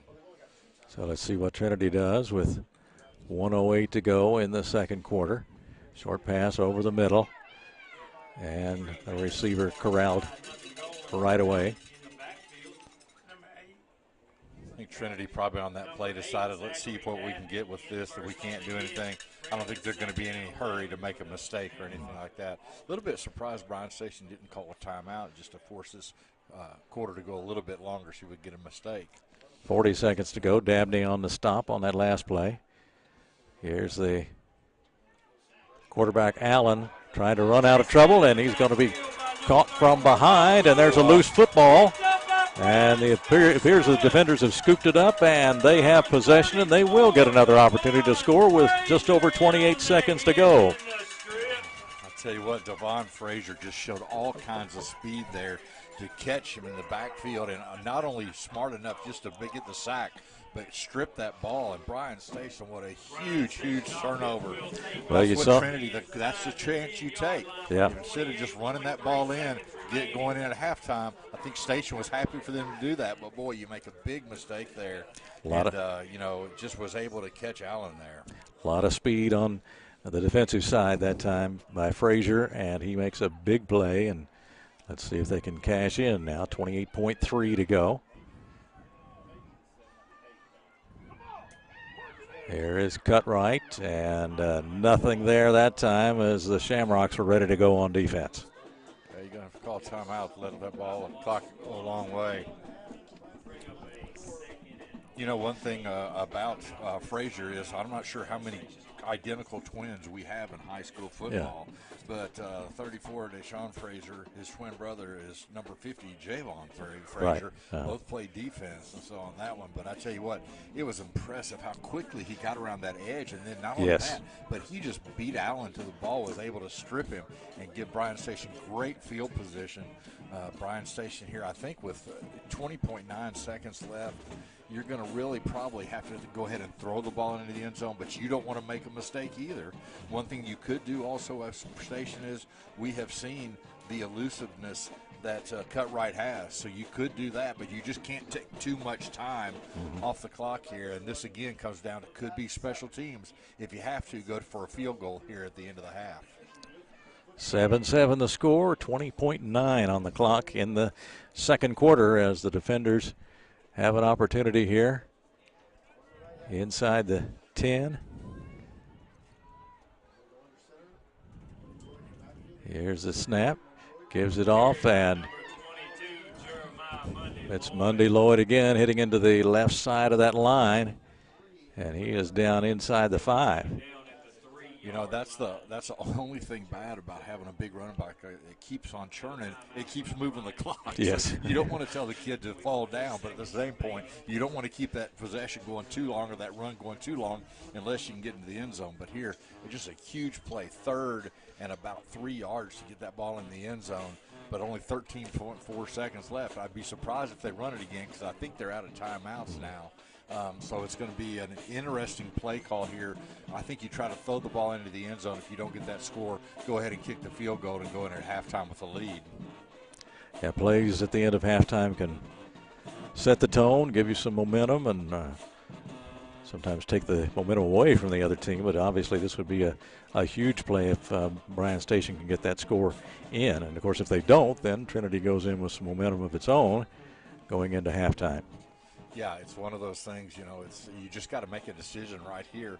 Are you willing to run the ball and maybe not get in the end zone? Because you can't even, clock it after that because it's just going to be Trinity's ball. So big call here. All right, third down, and they are at the 3. There's the snap. Again, churning toward the end zone. Did he get in? They haven't signaled yet. There's nothing they can do. This half's going to end. The clock runs, and that's it. Yeah, you just can't. That's one of those, like I say, Keith, I think you really had to throw the ball there because you took a huge chance getting into the end zone, couldn't get in the end zone, and we all know in high school they're not going to have a replay official or anything else, so it ends halftime 7-7. 7-7. We are tied at the half. Bryan Station and Trinity in a quarterfinal playoff game in Class 6A from Bryan Station High School. Stay with us. We'll have our halftime report coming up. 7-all, Bryan Station and Trinity. We'll be right back on Glycod. Proudly based in Jessamine County, R.J. Corman Railroad Group has been serving North America's railroad industry since 1973. Find out more by visiting rjcorman.com. For high-quality railroad service, it's R.J. Corman. Hi, I'm Glenn Downs, pharmacist and owner of the Prescription Pad in Nicholasville. We are an independent community pharmacy that provides personalized service. We offer free home delivery, medication compliance packaging, compounding, and home medical equipment. Getting your medications from us means no need to wait in line or on the phone for minutes. Visit us at 465 Keene Center Drive in the Keene Shops in Nicholasville or by phone at 859-887-2841. The Prescription Pad is dedicated to your family's health. Hey folks, this is Duke Owens, General Manager here at Cartown Kia. We have new Kias arriving daily, and I have over 20 lenders that want to approve you. So come and see us here at Cartown Kia or look us up online at cartownkiausa.com. I believe in Kentucky. I believe in Kentucky.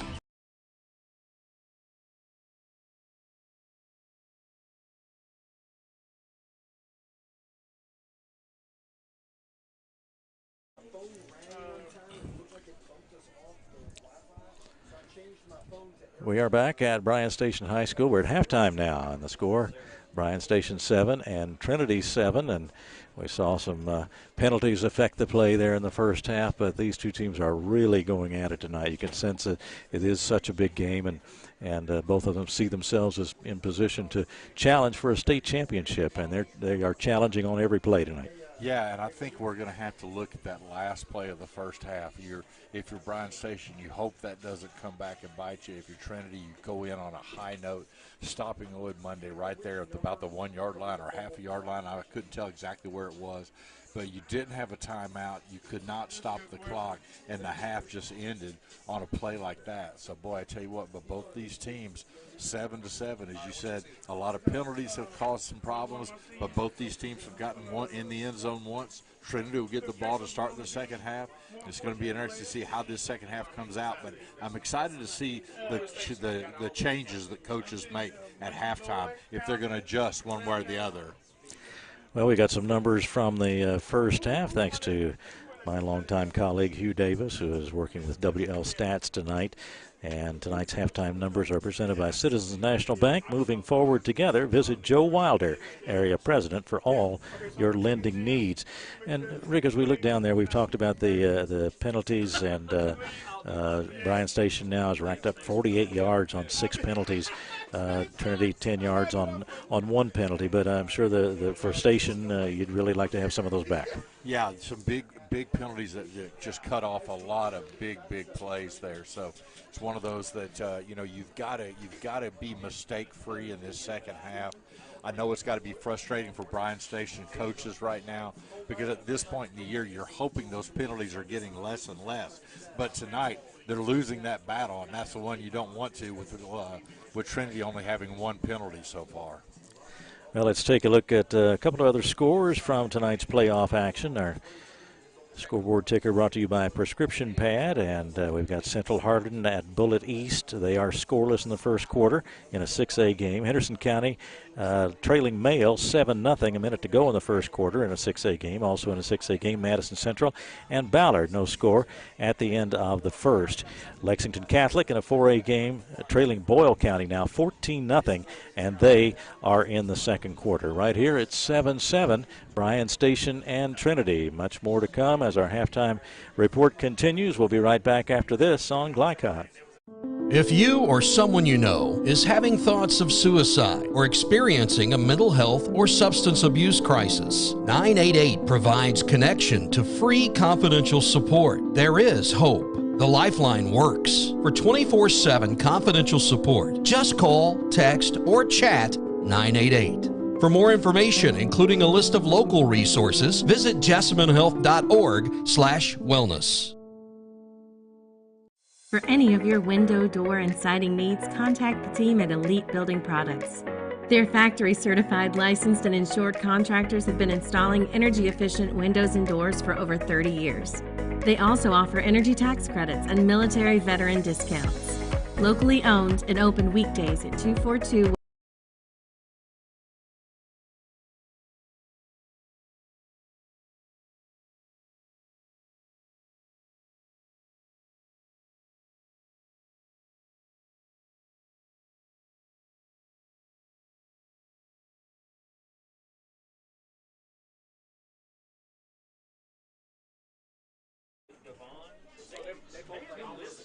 From Bryan Station High School, hope you're enjoying our broadcast tonight on Glycod. I'm Keith Elkins, Rick Reams alongside, and Clint Goins is our producer tonight. And we have seen a real battle through this first half, Rick. We've talked about the penalties, but now these teams have to put the first half in the history books. They're going into the locker room tied, and so they will start again here in the start of the second half. And they both have a lot ahead of them and a lot to talk about at halftime. Yeah, you know, you have 2 quarters to just kind of go at it and see who's going to come out on top. I think both coaches in some aspects are pleased with the way the game has gone. Other ways they're not, so they're going to have to make some adjustments. But, you know, these are high school kids. Sometimes it's tough to get them back into the focus of exactly what you want them to do. But, boy, I tell you what, this is the game you're looking for. A cold night here in Lexington, a Louisville team coming over to play. I mean, there's not a whole lot more you can ask for. The biggest division in Kentucky high school football, the 6A going on right now. And I tell you what, both these teams tied up at 7-7. I thought it may be a little more high scoring than this, but we knew it was going to be a close game, and they're proving us correctly. Yeah, and that gives us a chance to give a nod to these fans tonight, too, because it is a bit chilly even here in the press box. We're enjoying some good conditions here and very well taken care of by everybody here at Bryan Station, too. They've been great. But these fans out here, they're here in the open air. It was 31 degrees at game time. I haven't checked recently, but I would imagine it's dropped a few degrees even since then. It's a clear night, but very cold. But it's been an enthusiastic, active crowd, and one that I'm sure these players and coaches appreciate. Yeah, absolutely. It's great to see high school football back like this. And, you know, Keith, you and I know we call games earlier in the year where we're burning up, yeah. where you can't, we're trying to open the door in the press box and everything. But I can always tell when it's true playoff football, when it's time. It's getting cold. The leaves are falling. We're getting close to Thanksgiving. I mean, these teams are excited because they're still playing. There's a lot of teams in the state that would trade places to play on a cold night just to keep their season going. They absolutely would. And, of course, there are not many left now that are playing in relation to the total number of teams that got started in these playoffs. So the Defenders and the Shamrocks both have had a lot to celebrate, but, of course, nobody wants to see their season end tonight. They all want to go on, and a couple more weeks of football to go and into December with the finals. And it's such a great event all across the state. We're reading the scores from the other games, and you know that they're hardy fans at those games too, and the football players are just a tremendous amount of fun and great memories for these players, and of course they hope a great victory, but only one can go on. Yeah, and I mean, I think we just have to look a couple years back with the COVID, what happened with that. It made us realize how much, at least it made me realize how much I missed this, how much I enjoy this aspect of not only just the season, but football season. And then, like you said, just to see the fans being able to come back out here. A great crowd out here tonight. Trinity brought tons of fans because they have, as you said, and I said, they have tons of players. Yeah. That's just the parents, but still a good crowd here. Bryan Station has done a great job with this field. I can remember when this field was opening up, had some friends out here. The McKinley family played here. And I tell you what, it's really impressive to see a visitor side stadium not only filled like this, but actually to have seats that are that nice over there for the visitor side. Mm-hmm. That's usually kind of an afterthought. But tonight I think it's really impressive to see both these schools out here, both of them vying for the 6A title, and both of them want the second half to go their way. 7-7 the score at halftime. Bryan Station and Trinity will take a break and have more from halftime at Bryan Station in just a moment on Glycod. Research has shown high school sports to be a great community influence. Join scores of local businesses that have partnered with Glycod in sponsoring live, hometown-oriented sports programming on our video and social media platforms. For more information, email info@glycod.com. Hey folks, this is Duke Owens, General Manager here at Cartown Kia. We have new Kias arriving daily, and I have over 20 lenders that want to approve you. So come and see us here at Cartown Kia, or look us up online at cartownkiausa.com. I believe in Kentucky. I believe in Kentucky. I believe in small town values. And mom and dad and the things they handed down. I believe some of the best people in the world are farmers. I believe in insurance that protects families, homes, and cars. I believe in always finding a way to do what you love. I am Kentucky. I am Kentucky. I am Kentucky. Donating plasma is an easy way to earn up to $600 a month as a new donor while saving lives. That's right. Every donation you make helps patients in need survive and thrive. Returning donors also see monthly bonus payouts and I Give Rewards points. Go to cslplasma.com to learn more about plasma donation. CSL Plasma. Good for you, great for life. Proudly based in Jessamine County, R.J. Corman Railroad Group has been serving North America's railroad industry since 1973. Find out more by visiting rjcorman.com. For high-quality railroad service, it's R.J. Corman. You're watching Central Kentucky High School Football from Glycod.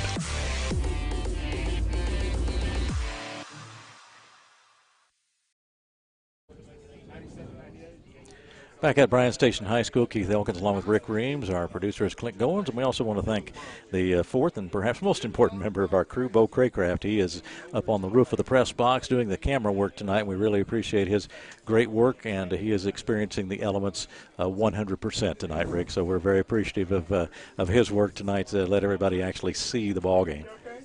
Yeah, we really appreciate his hard work. I told my wife before I came to this game tonight that I'm getting really spoiled being inside the press box. It's warm in the winter and sometimes cool in the summer, and so. But yeah, we appreciate him.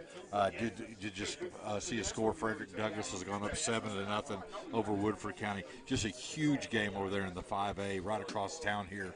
Both those teams undefeated. It's going to be such a shame for one of those teams to go home tonight. But another great game going on there. Yeah, we saw Woodford County earlier in the year, and what an impressive program they built over there. And of course, Douglass has been going great guns. So a lot for those programs to be proud of. But just like here, somebody has to see the end of their season come tonight. Absolutely.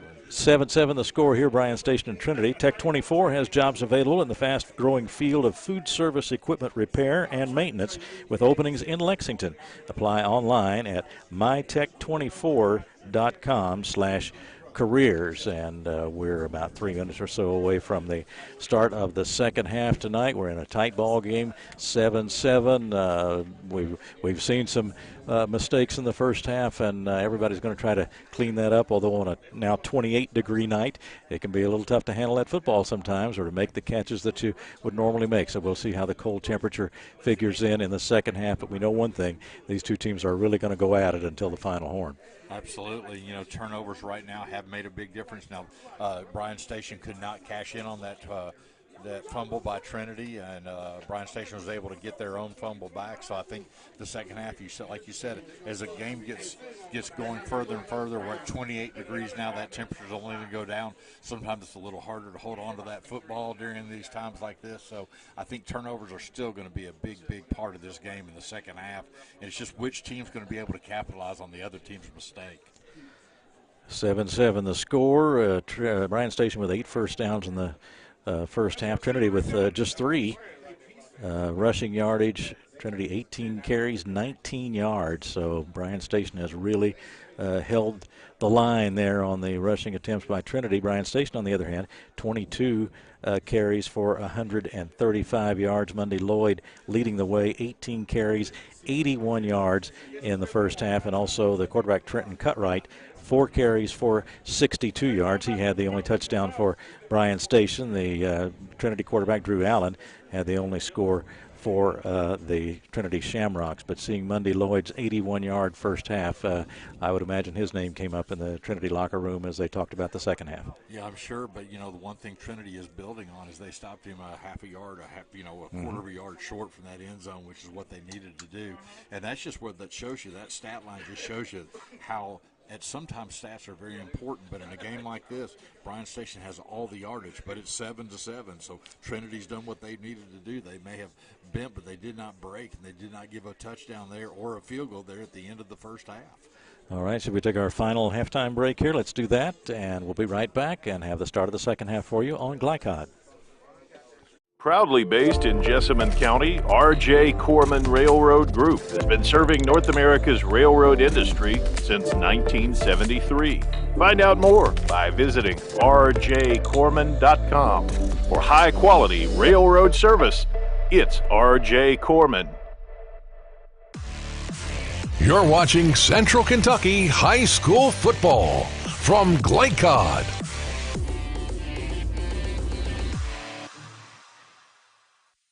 Hey folks, this is Duke Owens, General Manager here at Cartown Kia. We have new Kias arriving daily, and I have over 20 lenders that want to approve you.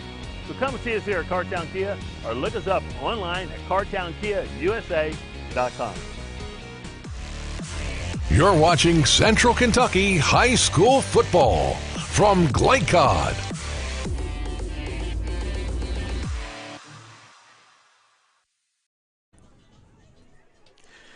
Back at Bryan Station High School, glad you've joined us for Central Kentucky High School football on Glycod tonight. We expected a good one. We have a good one here at halftime with this score dead even at 7-7 in front of a good crowd here at Bryan Station High School tonight. Both teams back on the field, Rick, as they get ready for this second half, and everybody trying to stay warm as best they can. But I would guess for these young guys getting out here and playing in a big game tonight, I can't say that they can ignore the cold weather, but they can deal with it, can't they? Yeah, it's one of those. They're excited to be back out here, in the high school football. I've not really figured out why that is, but they have a 12 or 15-minute halftime followed by a 3-minute warm-up. So that's what we're in the middle of now. I do have one score update. Lexington Catholic just scores to go to – they're only down 14-7 at Boyle County early in the second quarter. So like I say, a lot of these Lexington teams in tight games tonight.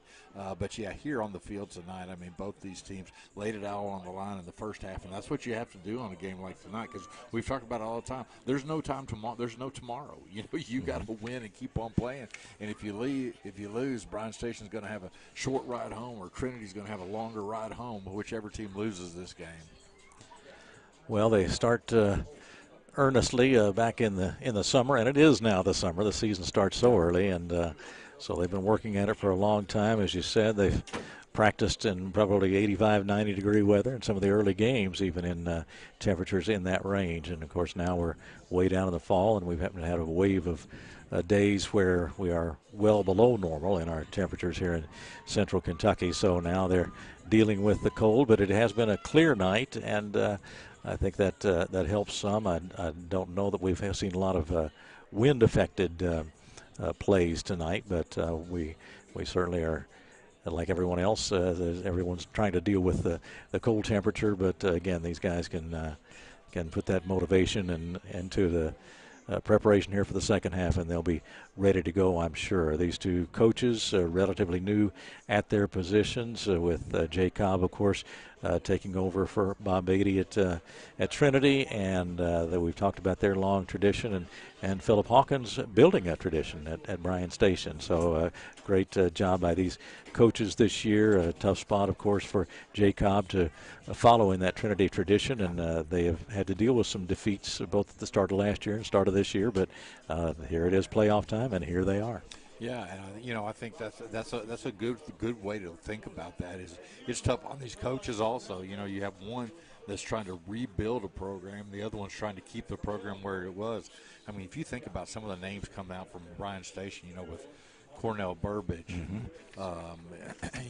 just have a lot of huge players that have come out, Dermonti Dawson, just names that from UK and different places in the NFL, all pro players have come from Bryan Station.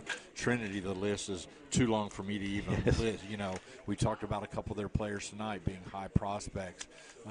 But that doesn't matter because tonight they're all high school players. They're out here to play this. They're wanting to make this night a night that they can remember. Both these teams, as we get ready for this second half, I'm really excited to see how these coaches have made adjustments at halftime. Yeah, these are memories that will last a lifetime. As us older folks know, you get together with your classmates as the years go by, and some of these games will come up at every single time they get together. So this could be one of those. We'll see what happens here in the second half, but it's a tie ball game right now, and we're just about set to go for second half action. Yeah, with Bryan Station kicking the ball off again, the first time, in the first half, you know, the defense was able to get a couple 3-and-outs both times before either offense was able to start moving the ball. But again, if you're Bryan Station, you just have to go back to those number of penalties that really, really hurt you and see if you can't clean that up in the second half.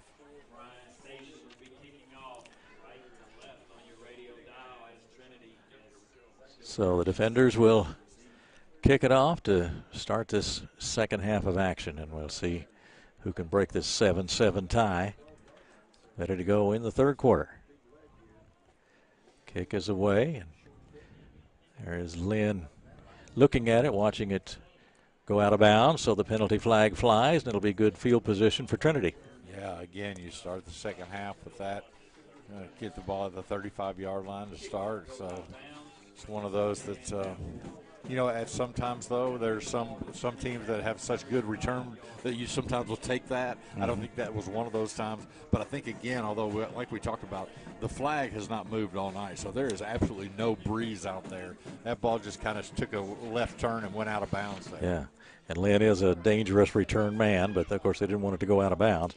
Here's the first snap, and here is Allen looking for some room around the right side, and the quarterback takes it up to about the 40-yard line and gets out of bounds, maybe beyond the 40. That's been you know, they've used Allen a lot. They've used his legs a lot tonight, he said. He's made that touchdown when the second quarter started and Trinity was on that drive. They had about 6 straight plays with Allen running, so they're definitely going to use him, and Bryan Station's had to try to work on something at halftime to stop him, to make him do something different than just run that ball. Shamrocks on the offense, and there is the handoff. Looks like I've been Sandberry. Yeah, great job stopping there. So this is, again, a big play. We talk about this a lot. But, boy, if Bryan Station can get a 3-and-out here to start the second half, that's really going to hopefully get their momentum going their way. Trinity does not want that to happen. They want to get some momentum here, get a big first down, and get the series going. So third down and about 4.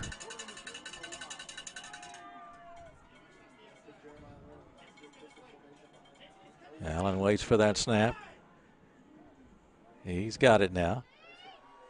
And keeps, and now looking downfield, but being chased, and now gets rid of the ball, floating it out toward the right side. And that one is incomplete.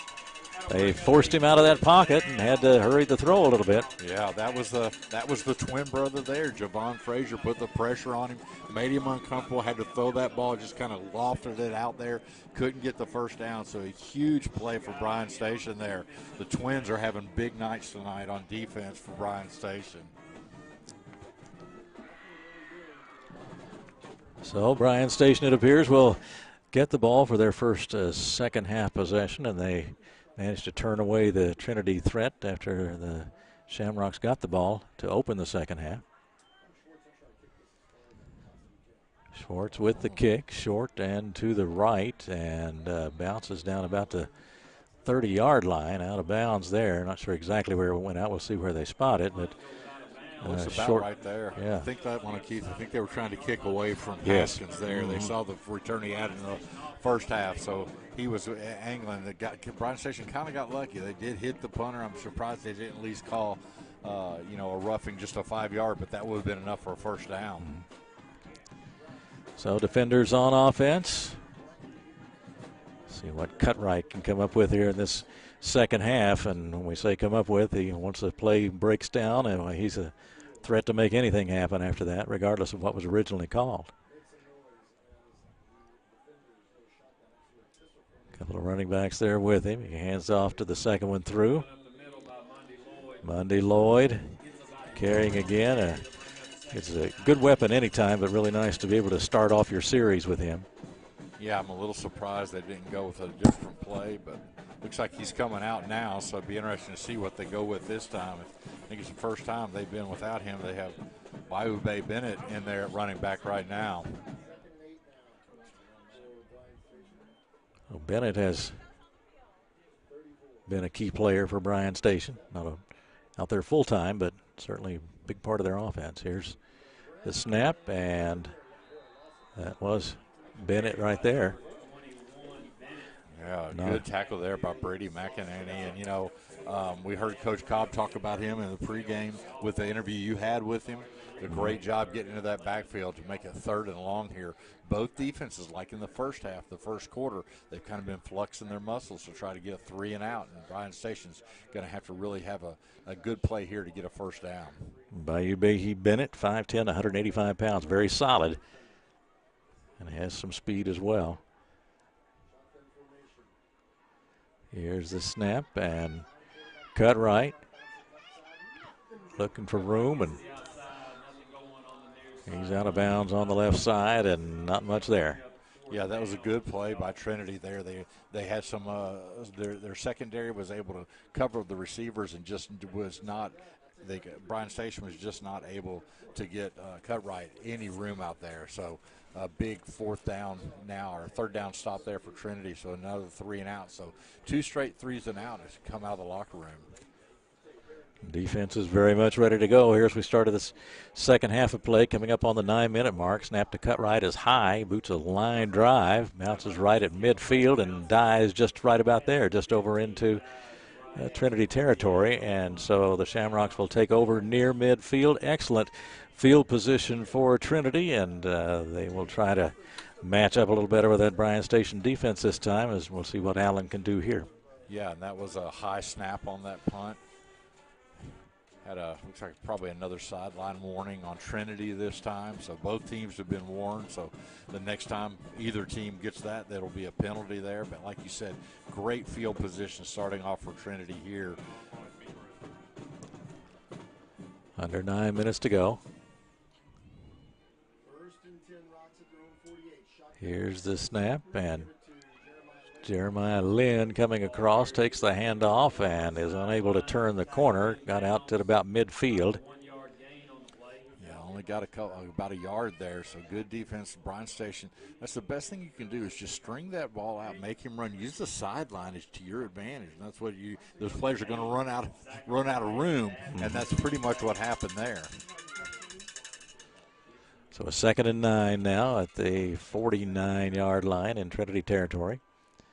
Allen takes it. He's just going to run straight ahead this time, but he's met by 2 or 3 green jerseys, and not much there for him as they stop him right about midfield. Yeah, it looks like that. They probably talked about that at halftime.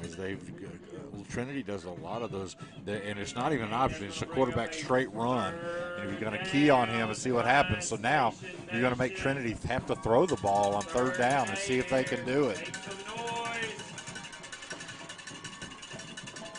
Ball at midfield as Drew Allen, the quarterback, gets set to take the snap. There it is. And he hands off. Running back going straight ahead, gets over into Bryan Station territory, but not nearly enough to get 1st down yardage. Yeah, I spoke there. I thought Trinity would throw the ball. I'm kind of surprised they went with the run there. Maybe they thought Bryan Station, they'd catch them off guard there, but Trinity, they thought about it for a second going on for 4th and 6, but that would have been a huge gamble, so they're going to bring the punt team back out. A dangerous return man back for Bryan Station. 7-7 the score.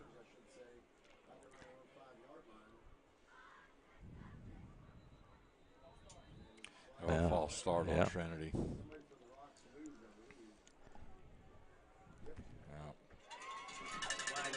one of those, I'm not sure. I see a lot of high school teams do that. They have one of their players on the punt team go in motion. I'm not really sure if they're trying to see what Bryan Station does with that. Saw that last week in the Frederick Douglass game. The players are just running all the way across the field. Actually, it was Tate's Creek 2 weeks ago, but I'm not sure what the thinking is on that. So 4th and 11. Standing on his 45 and 35 rather, and gets it out of bounds over here on the right side. They don't want to take any chances with those defender return men, but not much yardage on that one. See where the official marks that one, about the 35-yard line.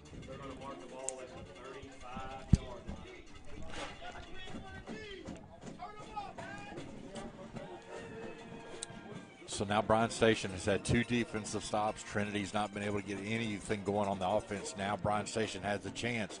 Sooner or later, one of these teams are going to have to break through and get the ball on the board. 6:42 to go as Cutright will try to fire up that Bryan Station offense. He's got the ball, fires it out to the right side.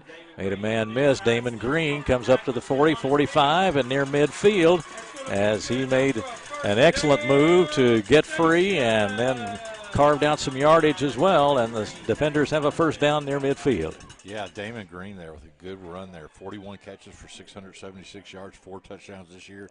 You saw, again, he's another weapon that Bryan Station has, and that way they were able just to get the ball out to him. And sometimes that's what you need to do. Get the ball out to your athletes and let them make the play, and he did that there for a big first down. Bryan Station on the move. Cutright again fires quickly, and that one broken up. Yeah, I was trying to get that ball out to Haskins. A good defense there by Robert Morrow for Trinity. I think it kind of caught him by surprise. He could have intercepted that ball, but did a good job just knocking that ball down. So it'll be a 2nd and 10 play after the defense by Morrow, a junior. 51 tackles, 29 solo coming into the ball game.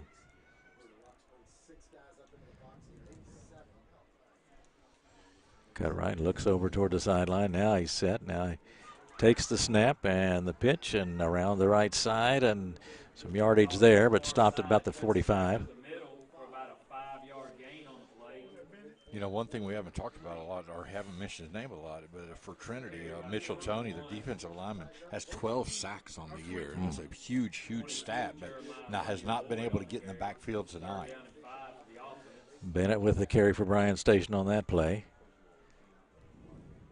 Now about a 3rd and 5 from the 46-yard line. Cutright looking and now has to scramble and comes up the middle and is stopped at about the 45-yard line. Couldn't make much out of that, but did at least prevent the minus yardage. It's going to be interesting to see what Bryan Station does here. I know they're tempted to go for this. It's going to be a tough call, but it looks like they're going to keep their offense on the field and just see if they can't get a big first down here. This is a huge play on both sides of the ball, because if Trinity can get a stop, they're going to again have great field position. Wonder if Bryan Station may try to draw them off sides also, but going to have to hurry and get this play going. Cutright again. Took a look at the sideline. Now he's set. Got a couple of receivers out to the right. Now they did make him jump. Somebody jumped. Yep. That's exactly what you want. You get Trinity so excited about making the stop on that play that they made the mistake by jumping, and that's a huge, huge play there. That is a big play. First down for Bryan Station. Ball placed at about the 40-yard line in Trinity territory, and they were able to draw them offside and got the first down yardage that way.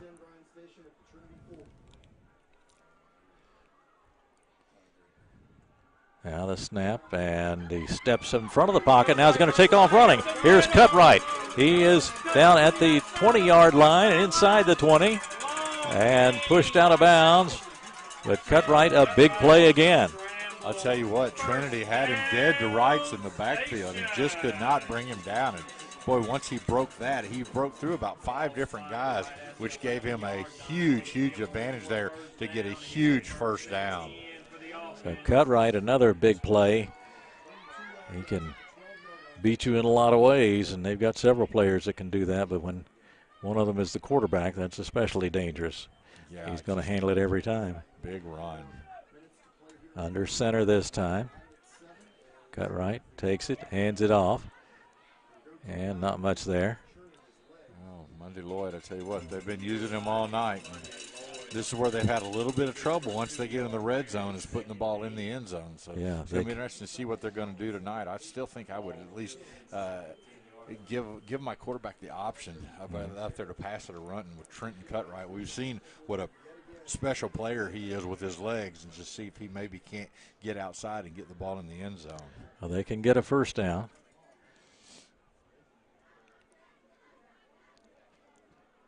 Cutright waits for the snap. Have to get to about the 2-yard line for a first down.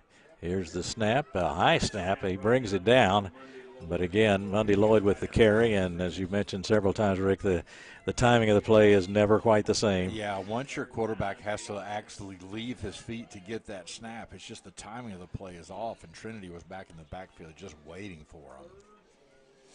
Shows you what the margin of error is on most plays if you don't execute every phase of it. You're exactly right. So now a third down play.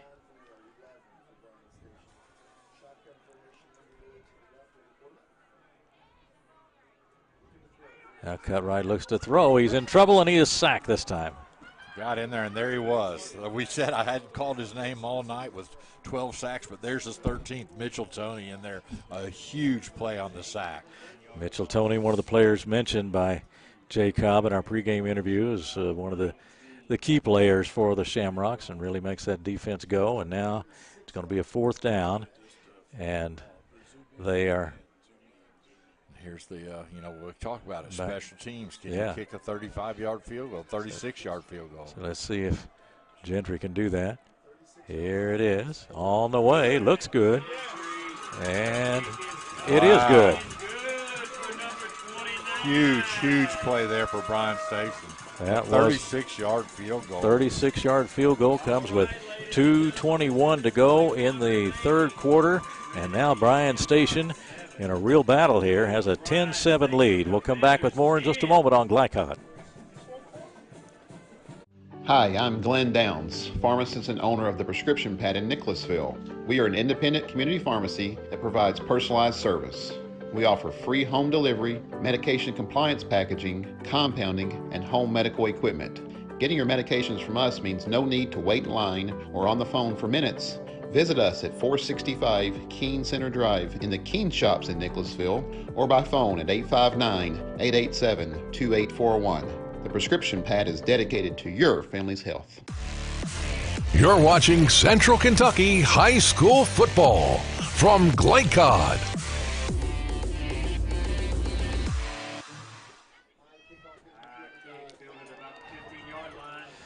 The kickoff dropped by Lynn, but he picks it back up, comes up across the 25 to about the 30-yard line, and that's where Trinity will start. Sometimes when that return man drops the kick, it scrambles everything up, and if he can recover, he can sometimes find some room. And he did find a little bit of room that time, but some pretty good field position now for Trinity as they trail it 10-7. Yeah, I think this is a huge series for Trinity. They've just not had any luck moving the ball in the second half. And right now they have the ball at least with a chance to take the ball down the field now. And they're down 10-7. They're going to have to play from behind. Right now, I think we must have an injured player for Bryan Station. We're hoping he'll be okay. I got a couple other scores from the 6A. Bullitt East is up 14-0 over Central Hardin at home. Henderson County trails at Male 13-0 at half. Ballard is at home leading 9-0 over Madison Central. So those are the 6A games that are going on right now. Some of the other Lexington scores, LCA is down 7-0 in the first quarter at Owensboro Catholic. And then Lexington Catholic is down now 17-7 against Boyle County. Have not gotten let's see what the latest update is. Don't have an update yet on the Frederick Douglass Woodford County game. We'll get that briefly. All right, ticker brought to you by Prescription Pad, and the Shamrocks are ready to go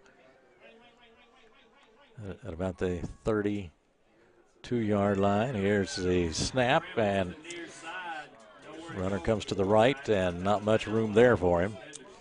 Tell you what, they're really, really depending a lot on Allen right now, and Bryan Station knows that also. And when you can key on one player, it makes it a little bit easier. Oh, so yeah. I think Trinity's going to have to try to do something different. I don't know if they have any trick plays in their pockets, but I would think at this point in time you might pull something out because everyone is keying on Allen, and at this point that's the right call to make.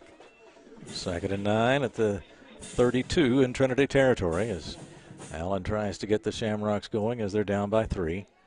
Now he takes it. He looks as he scrambles left, still looking downfield. Now he's going to take off with it. Got a flag that was thrown way deep in the secondary. It'd be interesting to see if it's going to be a hold on Bryan Station or if some type of block in the back on Trinity. This could be a big call here. Yeah, Allen was out of bounds up near the 40, but that's all up in the air right now. Let's see which team is walking. Looks like Station might be walking. Looks like it might be on Bryan Station here. And credit Israel with the stop on Drew Allen, and now they will mark off the yardage against Bryan Station. Yeah, holding there. It looked like where that play happened, it almost had to be a defender was back there trying to keep the Trinity man from getting open, but just a huge play there to get Trinity to first down and get that ball on the move. Okay. Mayo 13, Henderson County nothing at the half now. Ballard 16, Madison Central nothing, also at the half.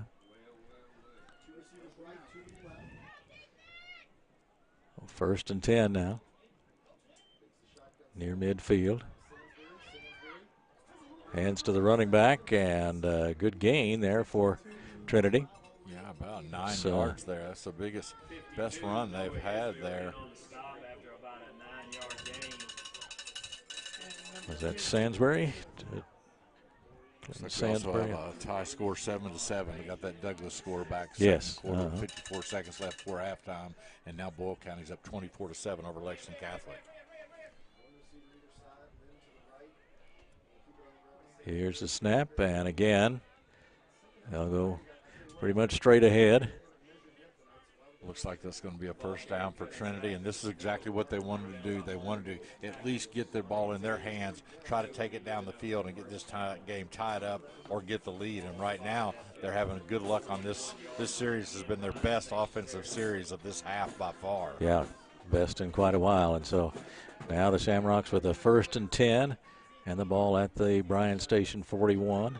Allen takes a snap, hands off, and again it's Sainsbury again. Very interesting. We have the Bryan Station coaches next to us, and we can hear what they're saying. And they're seeing a lot of things on the field that they're wanting their team to do, but they're sitting up here. It makes it hard, but they have a much better view of this than their coaches on the sidelines, and they're kind of relaying that word down.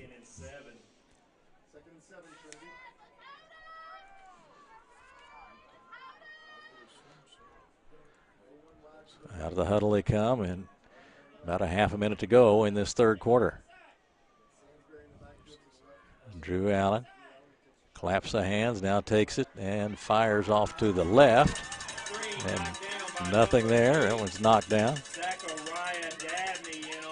Zachariah Dabney just with good hands there. You know, if you can't get the sack, keep those hands up and knock the ball down, and that's exactly what he did there. Yeah. Great play for Bryan Station. Makes it third down with 25.4 seconds left in the third quarter. And this play, you're going to get one more play, and Bryan Station wants to get a stop, and Trinity wants to move that ball. If they don't get a first down, at least get close to a first down to go for it on 4th.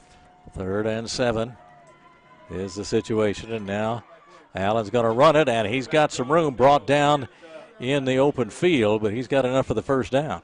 Yeah, the clock will stop in order for the chains to move. I'd be a little bit surprised if Trinity runs another play.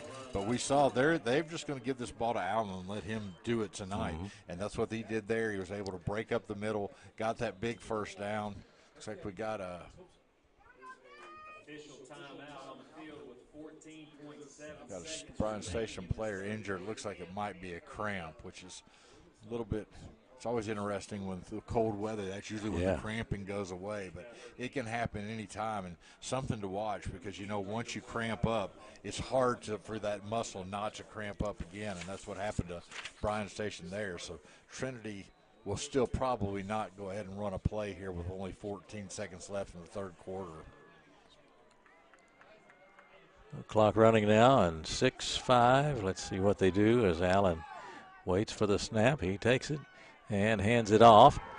And nothing there, and that's the way the third quarter will end, and it'll be a loss on the play, and we'll see what Trinity does at the start of the fourth quarter. At the end of 3, it's Bryan Station 10 and Trinity 7 here at Bryan Station High School, and we will take a break and come back with the start of the fourth quarter in just a moment. If you or someone you know is having thoughts of suicide or experiencing a mental health or substance abuse crisis, 988 provides connection to free confidential support. There is hope. The Lifeline works. For 24/7 confidential support, just call, text, or chat 988. For more information, including a list of local resources, visit jessamynhealth.org/wellness. For any of your window, door, and siding needs, contact the team at Elite Building Products. Their factory-certified, licensed, and insured contractors have been installing energy-efficient windows and doors for over 30 years. They also offer energy tax credits and military veteran discounts. Locally owned and open weekdays at 242 Wilson Drive, just off of the 27 bypass. For a free estimate, call 859-887-2440. Elite Building Products.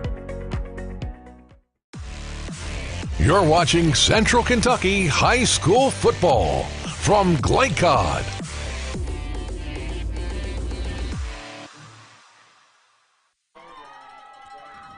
First play of the fourth quarter.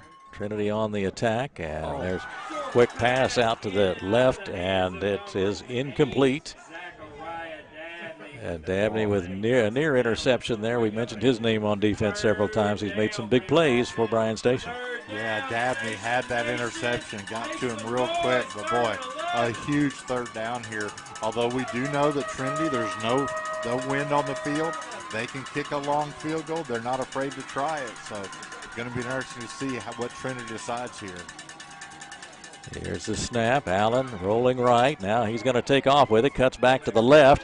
He's got some room. He comes around the left side and is pushed out of bounds at looked like about the 16-yard line. Yeah, looks like a first down there, boy. A huge play by Allen. He's made all the difference tonight. I tell you what, very impressed there. Couldn't find a receiver, was able to turn the ball, ran across the field, got an opening all the way, got forced out of bounds, but a big first down after a 3rd and 12 for Trinity.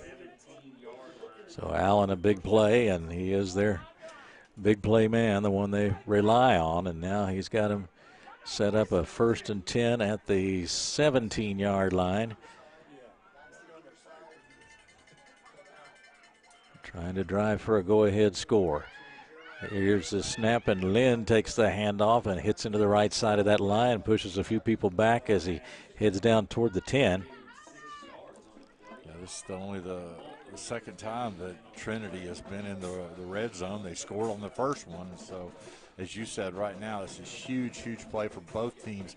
Trinity wants to take that lead in station, if nothing else, but at least like to hold Trinity to try a field goal here. Here we go on 2nd and about 5, and here is the snap, and again it is Lynn, and he is. Looks like they're going to give him a first down there. And yeah. Be a 1st and goal for needed Trinity. 5.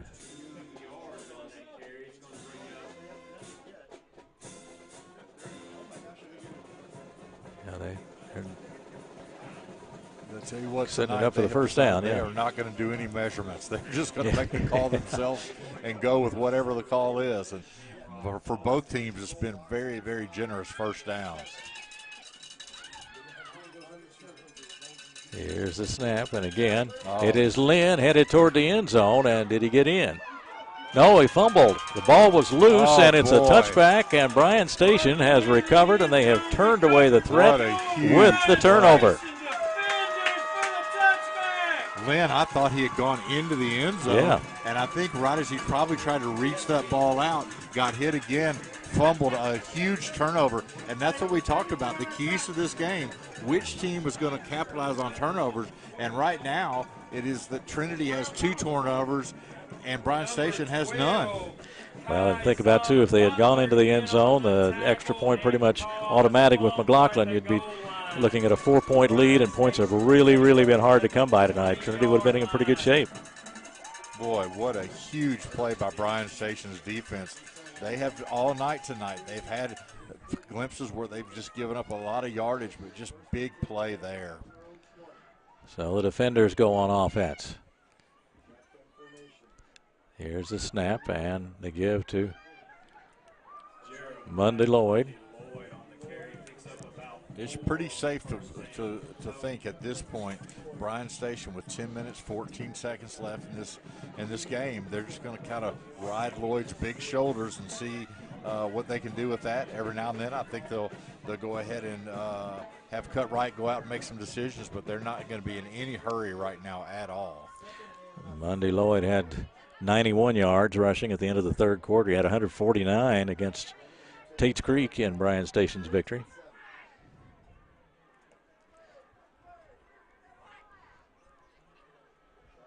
Cutright waits, and now he's got it. Turns and pitches, and out across to the 30-yard line, 35-yard line. That's a little bit of a wrinkle they put from the first half. They were just handing the ball off to Monday Lloyd. This is the second or third play where they've tried to get the pitch and get him outside, but neither time has they had much luck with that. So a 3rd and 5.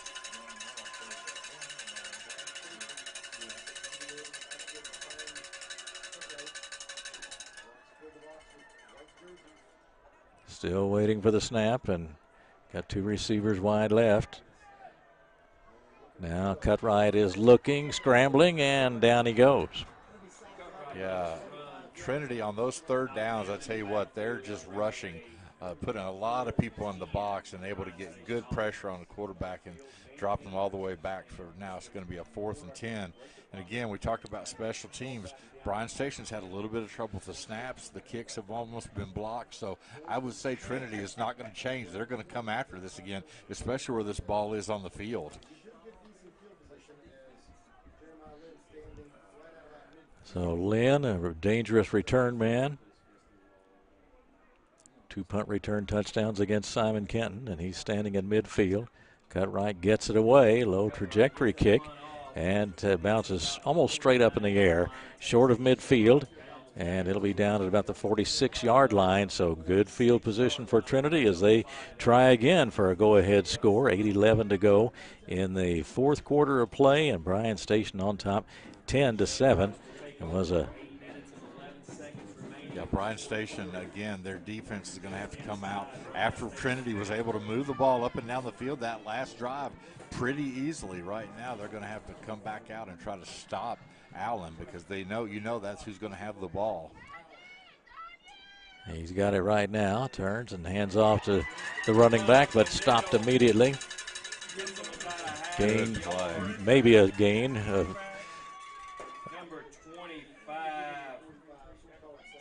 Nice, Jason Hawker, the linebacker, 67 tackles on the year, 9 tackles for a loss. Boy, a big hit right there. But I like that Trinity gave the ball back to Lynn after making that fumble, that mistake. You want to get him back in the offense because he's a big part of your offense. He certainly is. Here is Allen. He takes it. This is a run around the right side, and he does turn the corner, gets inside the 40, nearly to the 35-yard line. Okay, a difference in the ball game. A field goal, 36-yard field goal by Zach Gentry of Bryan Station with 2:21 to go in the 3rd. Put the defenders up. They're trying to defend that lead now as we count down toward the 7-minute mark in this ball game. 10-7 Bryan Station. I would say if you're Bryan Station, Allen's going to have this ball. You're going to have to stop him. 3rd down play. Here he goes, and he breaks through on the right side, and that's good enough for the 1st down as he's down near the 30-yard line. You know, this is just one of those where Trinity's not trying to fool anyone with anything they're doing on offense. They've decided they're going to put the ball in Allen's hands and let him take them down the field. They had luck with that on the second quarter in their first touchdown. The last time, Allen took them all the way down to about the 3-yard line until Lynn fumbled that ball. But I think you're going to see Allen almost exclusively with that ball now. He is their go-to player, the quarterback. 6'4" and 210. Here's the snap and the handoff, and push back at about the 30. Sandberry again. Is moving fast. I mean, we're all the way down to 6 minutes, 20 seconds left in the fourth quarter. I can't believe how quickly this game is going. It has gone by fast. These teams sticking to a ground game for the most part.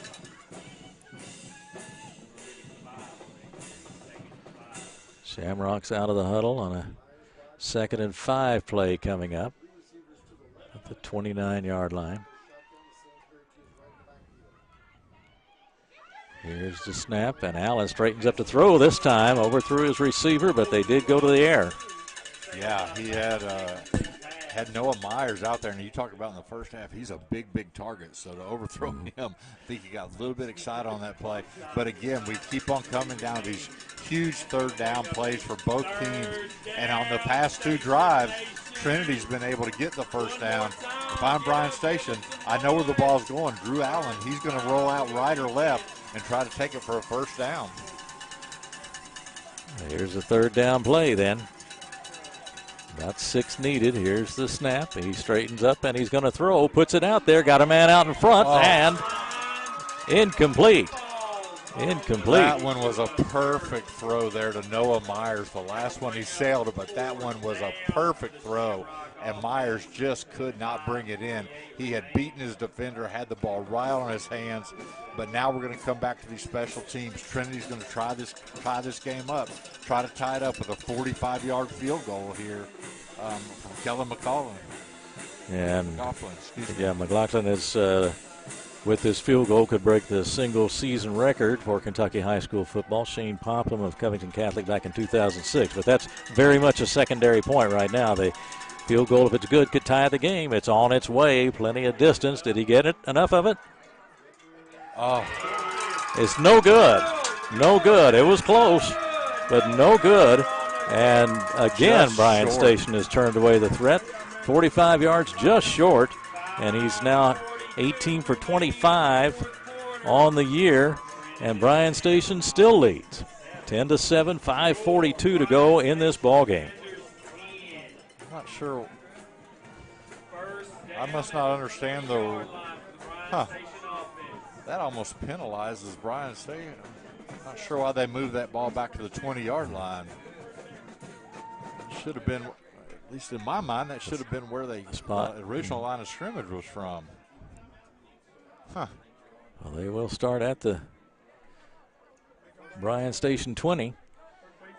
Under 6 minutes to go. No one else is upset about it. I guess I'm the only one. Don't understand that call. Now we come to a timeout, and do we want to take a break here? All right, let's do that. We'll take a break and come right back with more football action on Glycod. Research has shown high school sports to be a great community influence. Join scores of local businesses that have partnered with Glycod in sponsoring live, hometown-oriented sports programming on our video and social media platforms. For more information, email info@glycod.com. You're watching Central Kentucky High School Football from Glycod.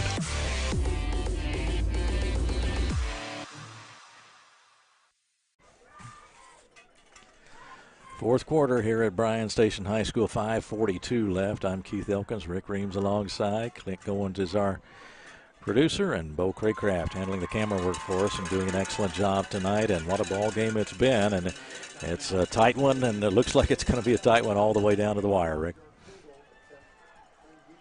So Trinity's defense has got to get a stop here. 5:42. Bryan Station would love to have a long, long drive here. Cartwright handling that football again. He's just going to keep it. Runs out to the right side. He's got some yardage, and then his run out of bounds up near the 25, 26-yard line. Cutright there. You know, that's the first time they've really just rolled him out. He's gotten a lot of yardage on scrambles, but that one was a design play, got a second, got a first down, got a big yardage, and again, Bryan Station would like to keep that clock moving. Now, it's not going to be moving now. He got out of bounds, but big play there. Now the snap to Cutright, hands it off this time, and it is Monday Lloyd, and he bursts through, and he's got a first down. That'll move the chains, and Bryan Station doing just what it wants to do is we've got 5.5 minutes to go. Yeah, at this point, Bryan Station does not need to be in a hurry, but this is where Monday Lloyd, I think throughout the game, it wears your defense down. And I think that's what we can see right now. Bryan Station, again, in no hurry at all, but Monday Lloyd's such a big running back, bruising running back. It's going to be tough for them to bring him down, and that's what they're going to count on. Now they're going to wait. There's not a play clock here, but the official and the back judge will hold his hand up to let him know there's 10 seconds left on the play clock. Now the snap, and again the handoff. And this time Trinity was more than ready. Yeah, Monday Lloyd. Trinity knows the same thing we do. Yeah. Big play by the Trinity defense, and that'll put Bryan Station in a 2nd and 12 situation now.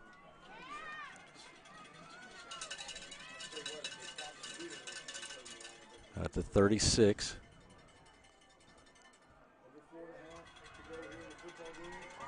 Clock running at 4:25. Bryan Station crowd making some noise as defenders in the middle of a big drive in terms of its importance. Now he's going to throw, throwing out to the right side, going for Haskins, and he can't quite make the play. And he made a leaping try down by the 30-yard line in Trinity territory and couldn't quite bring it in. Yeah, Haskins there had a little bit of a break, but just could not get that. That's a really, really gutsy call there because right now you get a 3rd and long. Kind of surprised they went for that, but I think they thought maybe Trinity was thinking the same thing. So now you got to get to throw the ball to the sticks here.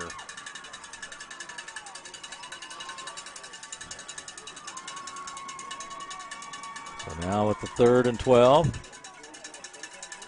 4:13 to go. Bryan Station protecting a 3-point lead. Cutright waits for it. And he's got it, and he throws quickly over the middle. Got his man this time. There's the twins again. Yeah, Devon Frazier. Big play, big throw by Cutright, and a big catch by Frazier. A well-run pattern. He delivered it right on time, didn't he? Yeah, it was a perfect pass. And like you say, the great thing was he threw it to the sticks. You have to get to that point. Big pet peeve of mine is when you throw the ball 4 or 5 yards of the short of the sticks, but a huge first down. Now the clock will run. You have 4 more downs to move with. Trinity has got to probably start thinking about calling some timeouts. They've got to shorten this game. They've got to get that ball back, but Bryan Station is in no hurry now. So Bryan Station with 3:38 to go in the clock running. Here's the snap, and straight into the middle they go. They'll scramble for it, and now they finally, the pile hits the dirt. Jeremiah Monday Lloyd, again, a reliable, powerful runner. I think we got a Bryan Station timeout. Oh, there he goes. Yeah, he called it the wrong way. Okay. Yeah, change direction. Trinity with the timeout. We'll take a break here. Bryan Station on top 10-7. Back with more in a moment on Glycod. Proudly based in Jessamine County, R.J. Corman Railroad Group has been serving North America's railroad industry since 1973. Find out more by visiting rjcorman.com. For high-quality railroad service, it's R.J. Corman.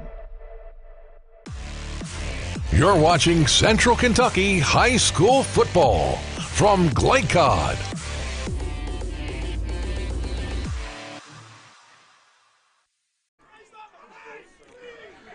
Back at Bryan Station High School on Glycod. Glad you could join us for what has been an outstanding football game from a fan's viewpoint. Coaches will be able to find some things to analyze and talk about and what to correct, but it's been an exciting ball game.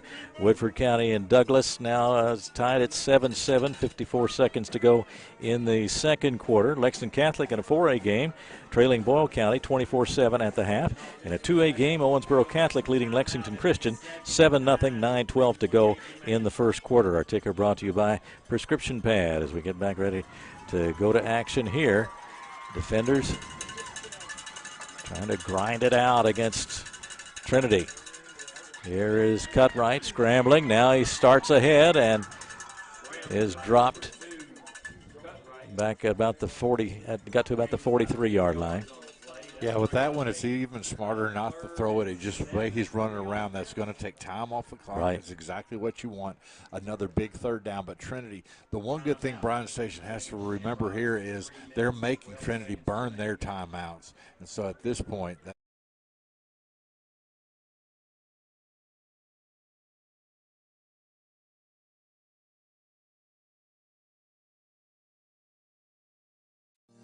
Research has shown high school sports to be a great community influence.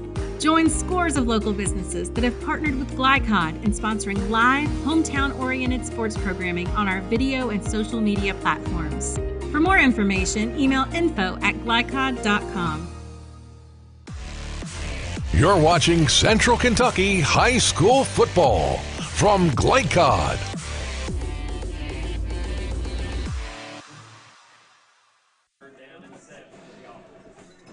Back to action now as here's the snap and the handoff. Mundy Lloyd. I think the officials had not blown the ball into play yet, so that play we just had, that didn't happen. Should go back to 3:18 back on the clock. Yeah. Now it's going to be at 3:14, I believe. I think they're going to have to move it back to 3:18 because if that play did not count, that's what the officials had the clock moved back to at that last time. Yeah, we went back when we were at the break. It was 3:12. Yeah, 3:18. And then set at 3:18, and now 3:18 is where it is going to be, and it is. So now big 3rd and 9. It's not 3rd and 9 as the scoreboard said. It looks like about 3rd and 6 or 7. Mm-hmm. So a big play. We'll see what Bryan Station tries to come up with here. They want to move that ball down the field and also watch the clock run. They'll go straight ahead. Mundy Lloyd on the carry. He'll be up over 100 yards now, and that'll bring up a 4th down play, but Trinity uses their last timeout. This is a big play here for both teams with Bryan Station. If they're going to punt the ball, they have to kind of remember what has happened up to this point. Some That's bad right. snaps, some almost blocked punts. Mm-hmm. You don't want to have a huge play like that. Trinity wants to force that punt and try to get that ball and have 3 minutes to go down the field, although now they have no timeouts. So you're going to have to figure out, throw to the sidelines. You can get the ball up the middle for some first downs, but you're going to have to do a lot of time management with only 3:12 left in this game. 4th down play. Of course, the Bryan Station punter is the Bryan Station quarterback, and he is a threat to do just about anything with that football in any situation. And that 1st down here would be. That would be a very gutsy fake punt. But it could happen. I mean, you're wise to say that. Your punter is your quarterback, who has also got great legs. Or just pass on the punt altogether, and looks like they're going to go for it here. Yeah, that's what they're going to do, looks like.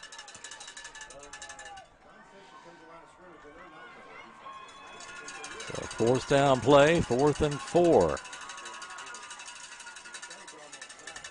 Yeah. Now a timeout for Bryan Station. Well, they successfully drew him offside one time, but not that time. Yeah, I think that's what they were doing, seeing kind of what they would happen when they lined up like that. So I would be really surprised if they went for it here. I would be more apt to punt if I was Bryan Station.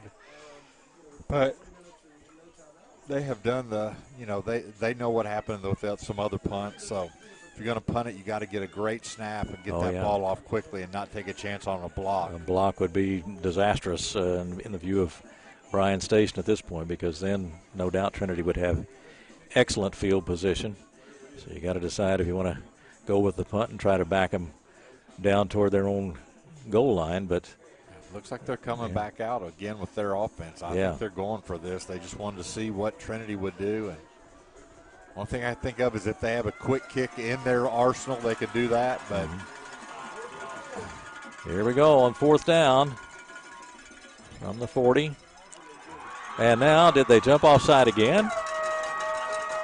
They did exactly what they wanted. They drew them offside, and I'll tell you what, twice, 2 times, Trinity has made a mistake on that. And I'll tell you what, the Trinity coaches just have to be shaking their heads. I know Trinity's players, their kids were so excited to get that stop, get the ball for their team. But, boy, you just can't make that mistake, and they've done it twice tonight. Yeah, now 1st down at the 35. Running play goes to the right.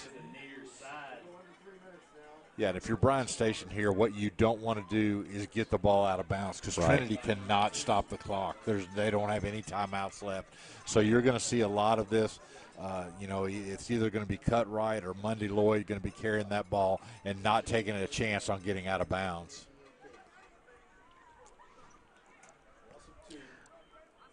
So he did lose a couple of yards on that play, but the clock now at 2:37 and running.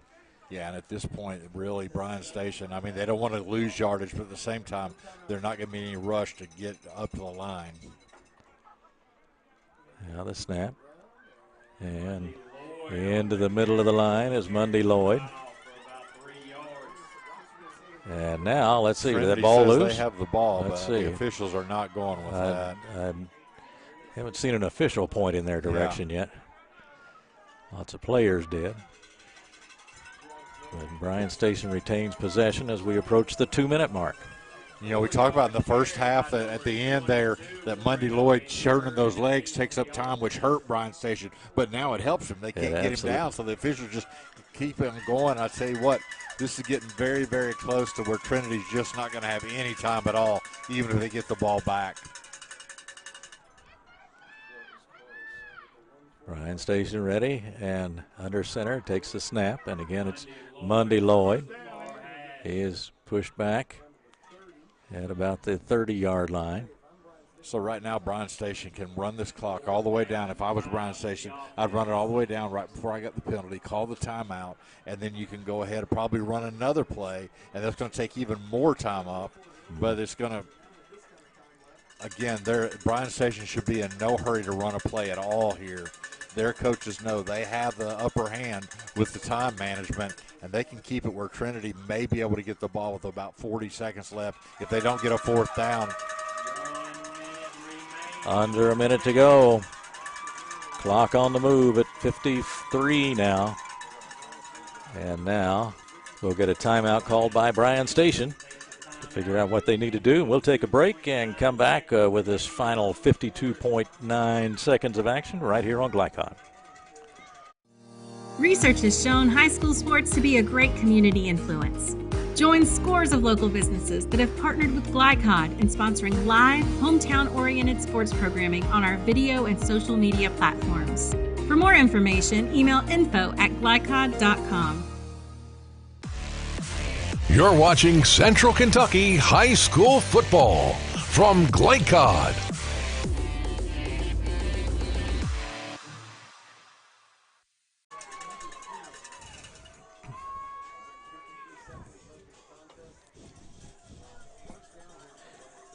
And we're back now with 52.9 seconds to go. I'm Keith Elkins, Rick Reams alongside Clint Goins, our producer, and Bo Craycraft up on the roof of the press box handling the camera duties tonight. And here we go as Bryan Station lines it up for a 4th down play, 4th and 5. We're about the 30-yard line.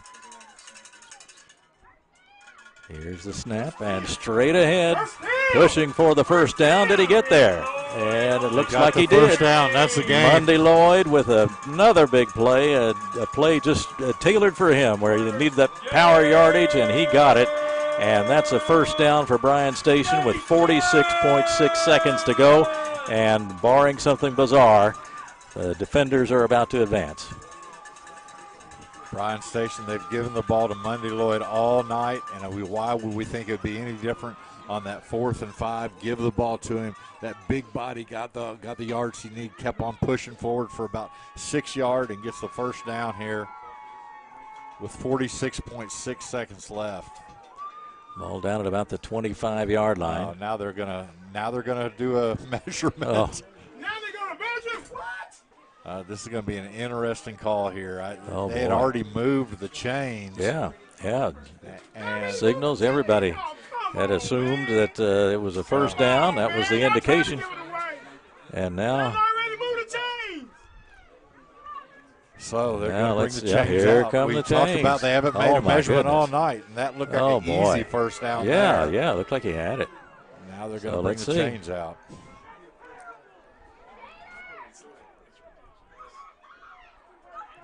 And it is a first down. Well, I tell you what, Keith, I've never seen that happen. They moved the chains already, marked it first down. The head official went over, had to move the chains back, and came back out.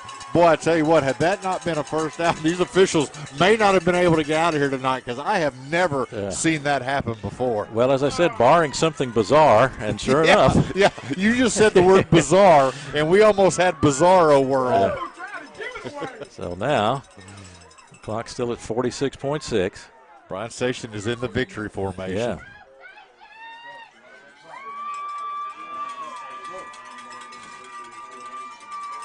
There's the knee. And the clock continues to run. And now they are going to celebrate. So Bryan Station is going to be making it for their first quarter, our first semifinal since 1999. 20 seconds, clock running. Players shaking hands now after a real battle here in this 6A playoff game. 10 seconds to go. That will do it, and Bryan Station is going to advance with a 10-7 win over Trinity. And the defenders go to 10-3 and a 10-game winning streak in what has been a spectacular season for Bryan Station football. And they have won it. It's all over. Bryan Station 10 and Trinity 7. That is the final score from here at Bryan Station High School. We'll start our postgame report in just a moment here on Glycod. I believe in Kentucky. I believe in Kentucky. I believe in small town values. And mom and dad and the things they handed down. I believe some of the best people in the world are farmers. I believe in insurance that protects families, homes, and cars. I believe in always finding a way to do what you love. I am Kentucky. I am Kentucky. I am Kentucky.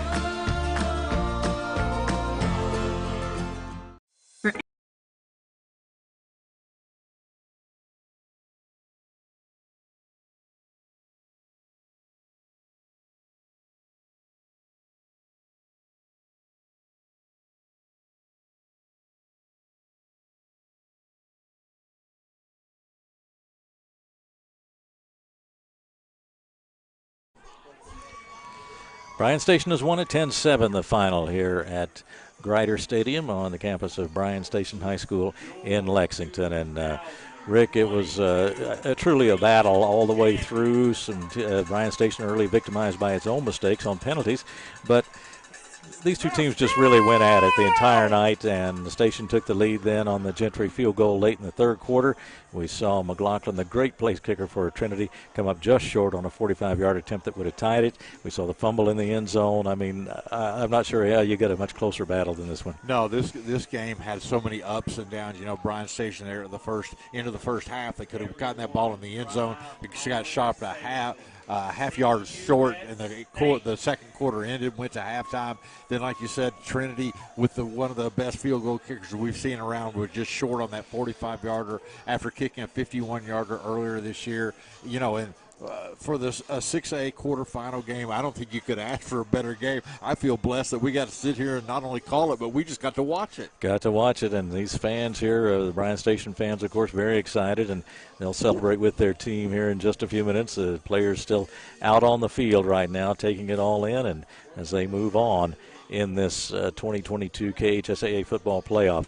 The scoring plays tonight, 8:52 to go in the second quarter. Drew Allen, 1-yard run. McLaughlin with the kick, putting Trinity up by a score of 7-0. 14 plays, 59 yards, 629, and that was a high point for Trinity tonight. Drew Allen, a great player, gave it his all tonight, and he was involved in that Trinity scoring play. Then Trenton Cutright, Bryan Station, a 5-yard run, diving for the pylon. Zach Gentry with the kick. That came with 4:43 to go in the second quarter, tying the game at 7-all. And the only remaining score, Zach Gentry, a 36-yard field goal with 2:21 to go in the third, capping a 9-play, 46-yard drive for Bryan Station that consumed 4 minutes and 21 seconds. And after that, it was just a battle of defenses and a 10-7 final. But Trinity, of course, the great tradition. They finished 8-5, and Drew Allen showed us a lot tonight. He really battled for his team. Yeah, they talked about that this was his first year of playing. He's had a lot of injuries, and boy, I tell you what, very impressive performance by him tonight. He did everything he could do.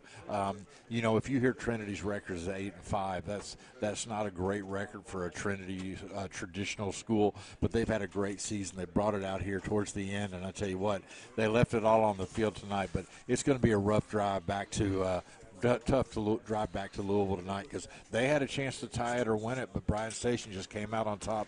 If you're Bryan Station, you got to be so excited for this school. First time since 1999 to get into the semifinals, and that's exactly where they wanted to be. We talked about one of these teams are going to be leaving on a high note and the other on the low note, and we know now it's a 10-7 victory for Bryan Station, and Trinity season's in, as you said, at 8-5. So Bryan Station goes on with the 10-7 victory. We've got a lot more to come on our post-game report, so stay with us. We'll be right back after this break on Glycott. Hey folks, this is Duke Owens, General Manager here at Cartown Kia. We have new Kias arriving daily, and I have over 20 lenders that want to approve you. So come and see us here at Cartown Kia, or look us up online at cartownkiausa.com. Proudly based in Jessamine County, R.J. Corman Railroad Group has been serving North America's railroad industry since 1973. Find out more by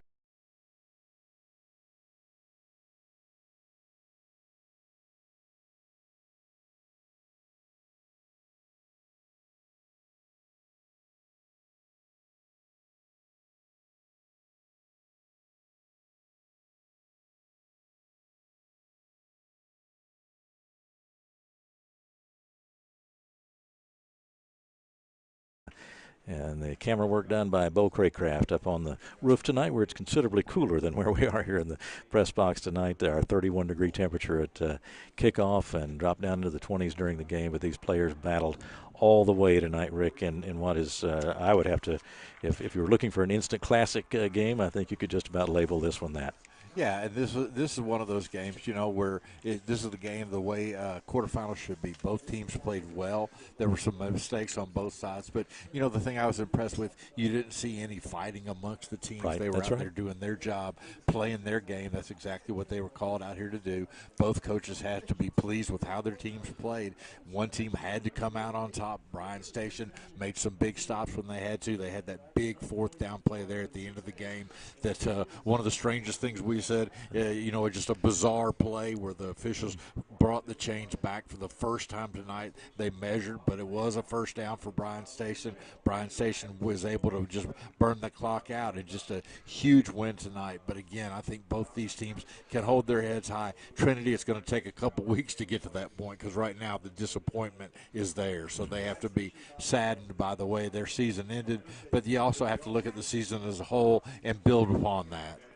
And let's give a nod to the solid fundamental football played by Bryan Station there when they were having to hold on to the football and they were executing their plays and the snaps, the handoffs, everything pretty sound, which is what you have to be at that stage of the ball game. Yeah, and a lot, so much of that is just ball control. And like we talked about, if they could hold on, if they could keep that drive going, that was going to end the game because finally we knew Trinity was going to have to call timeouts, and that's what they did. They used their 3 timeouts. handoffs. And then, like you said, Bryan Station, that comes with a lot of coaching and a lot of practicing, is able to make the handoffs, hold on to the ball. You know, there was a time there where Trinity said they had the ball, but I had a pretty good feeling that Monday Lloyd was not going to give up that ball, and that's what happened. But yeah, just good fundamental football games. Sometimes you think a 10-7 game would be boring. This was anything but boring tonight. Anything but. Let's take a look at some final numbers. Tonight's final numbers presented by Citizens National Bank. Moving forward together, visit Joe Wilder, area president, for all your lending needs. And as we look down the final stats provided by Hugh Davis, WL Stats tonight.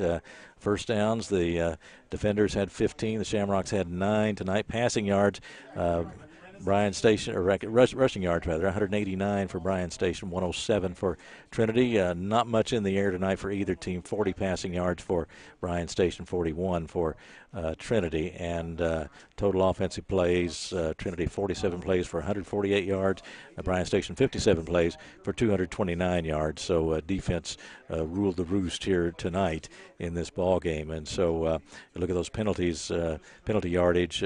Trinity 4 for 25 yards. Bryan Station 7 for 58 yards. But they managed to overcome that. They won the possession time statistic, 27 minutes, 21 seconds for Bryan Station, 20 minutes, 39 seconds for Trinity tonight.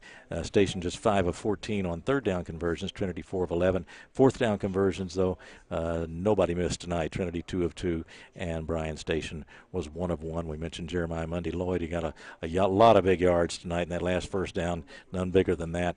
And he had a net 116 yards rushing tonight. And Trenton Cutright, 79 yards net rushing tonight, along of 44 yards. And so those two dominated those rushing statistics. And anything from the numbers that stands out to you?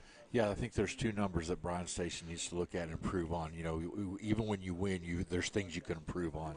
One is the penalties. They've got to clean those up. You can't go into a semifinal game and have 6 penalties. This really hurts you. The other thing I see is in the red zone. They were only 2 for 4 scoring in the red zone, something again. But you know what? The one great thing Bryan Station would tell you is, hey, Rick, we've got a whole week to work on that because we're still playing. And so that's what they're going to do. The coaches will get in there, clean that up. They'll watch the video tomorrow. They'll let them have excitement tonight, but there's work to do because you know what, the season, they haven't won it all yet. The season's not over yet. You keep on playing. You keep on playing. That's what everybody wants to do, is keep on playing through November and into early December. And Bryan Station will have a go at it next Friday night as the 6A playoffs and the other playoffs around Kentucky continue. And those are your final numbers for tonight. And we will take another break in our post-game report and come back with more, including the most outstanding player. That's coming up next segment right here on Glycon. Donating plasma is an easy way to earn up to $600 a month as a new donor while saving lives. That's right. Every donation you make helps patients in need survive and thrive. We could just returning donors also see monthly bonus payouts and I Give Rewards points. Outstanding Go players. to CSLplasma.com to learn more about plasma donation. CSL Plasma. Good for you, great for life. Think so? Okay. Yeah. Okay. Proudly based in Jessamine County, RJ. Huge game. Let's see. We do one for each team, yes, right? Okay. We should. Yeah. Okay. Now, is that the final segment? I think that is, isn't it? Okay. Yeah. Yeah. Okay. I got to read that. Oops.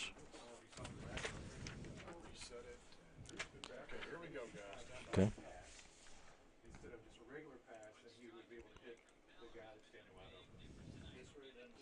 We're back for our final segment here from Bryan Station High School tonight. We've talked about the numbers tonight, but we need to choose, Rick, most outstanding player from each team. So start us off.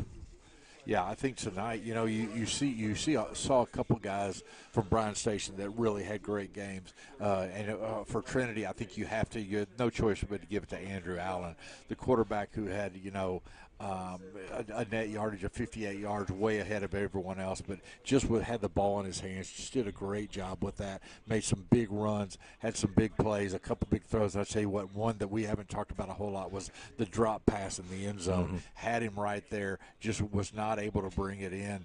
Noah Myers, I mean, just a great player, but just that one, he just wasn't able to bring it in. A huge difference in this game. So our player of the game for Trinity is Andrew Allen. You know, Bryan Station, two players that could have done anything. Monday Lloyd had a great night, Trenton Cutright, but we decided to give it to Trenton Cutright just because of what we talked about at the end of the game. He was able to handle the ball, able to get the snaps, get the handoffs, which is something you don't think about unless there's mistakes, and he didn't make mistakes tonight. He had a couple of huge runs. He scored the touchdown for them. So for Bryan Station, we're going to go with Trenton Cutright, but again, Jeremiah Monday Lloyd, he's going to be sore tomorrow because he carried this team, but tonight we're going to go with Cutright.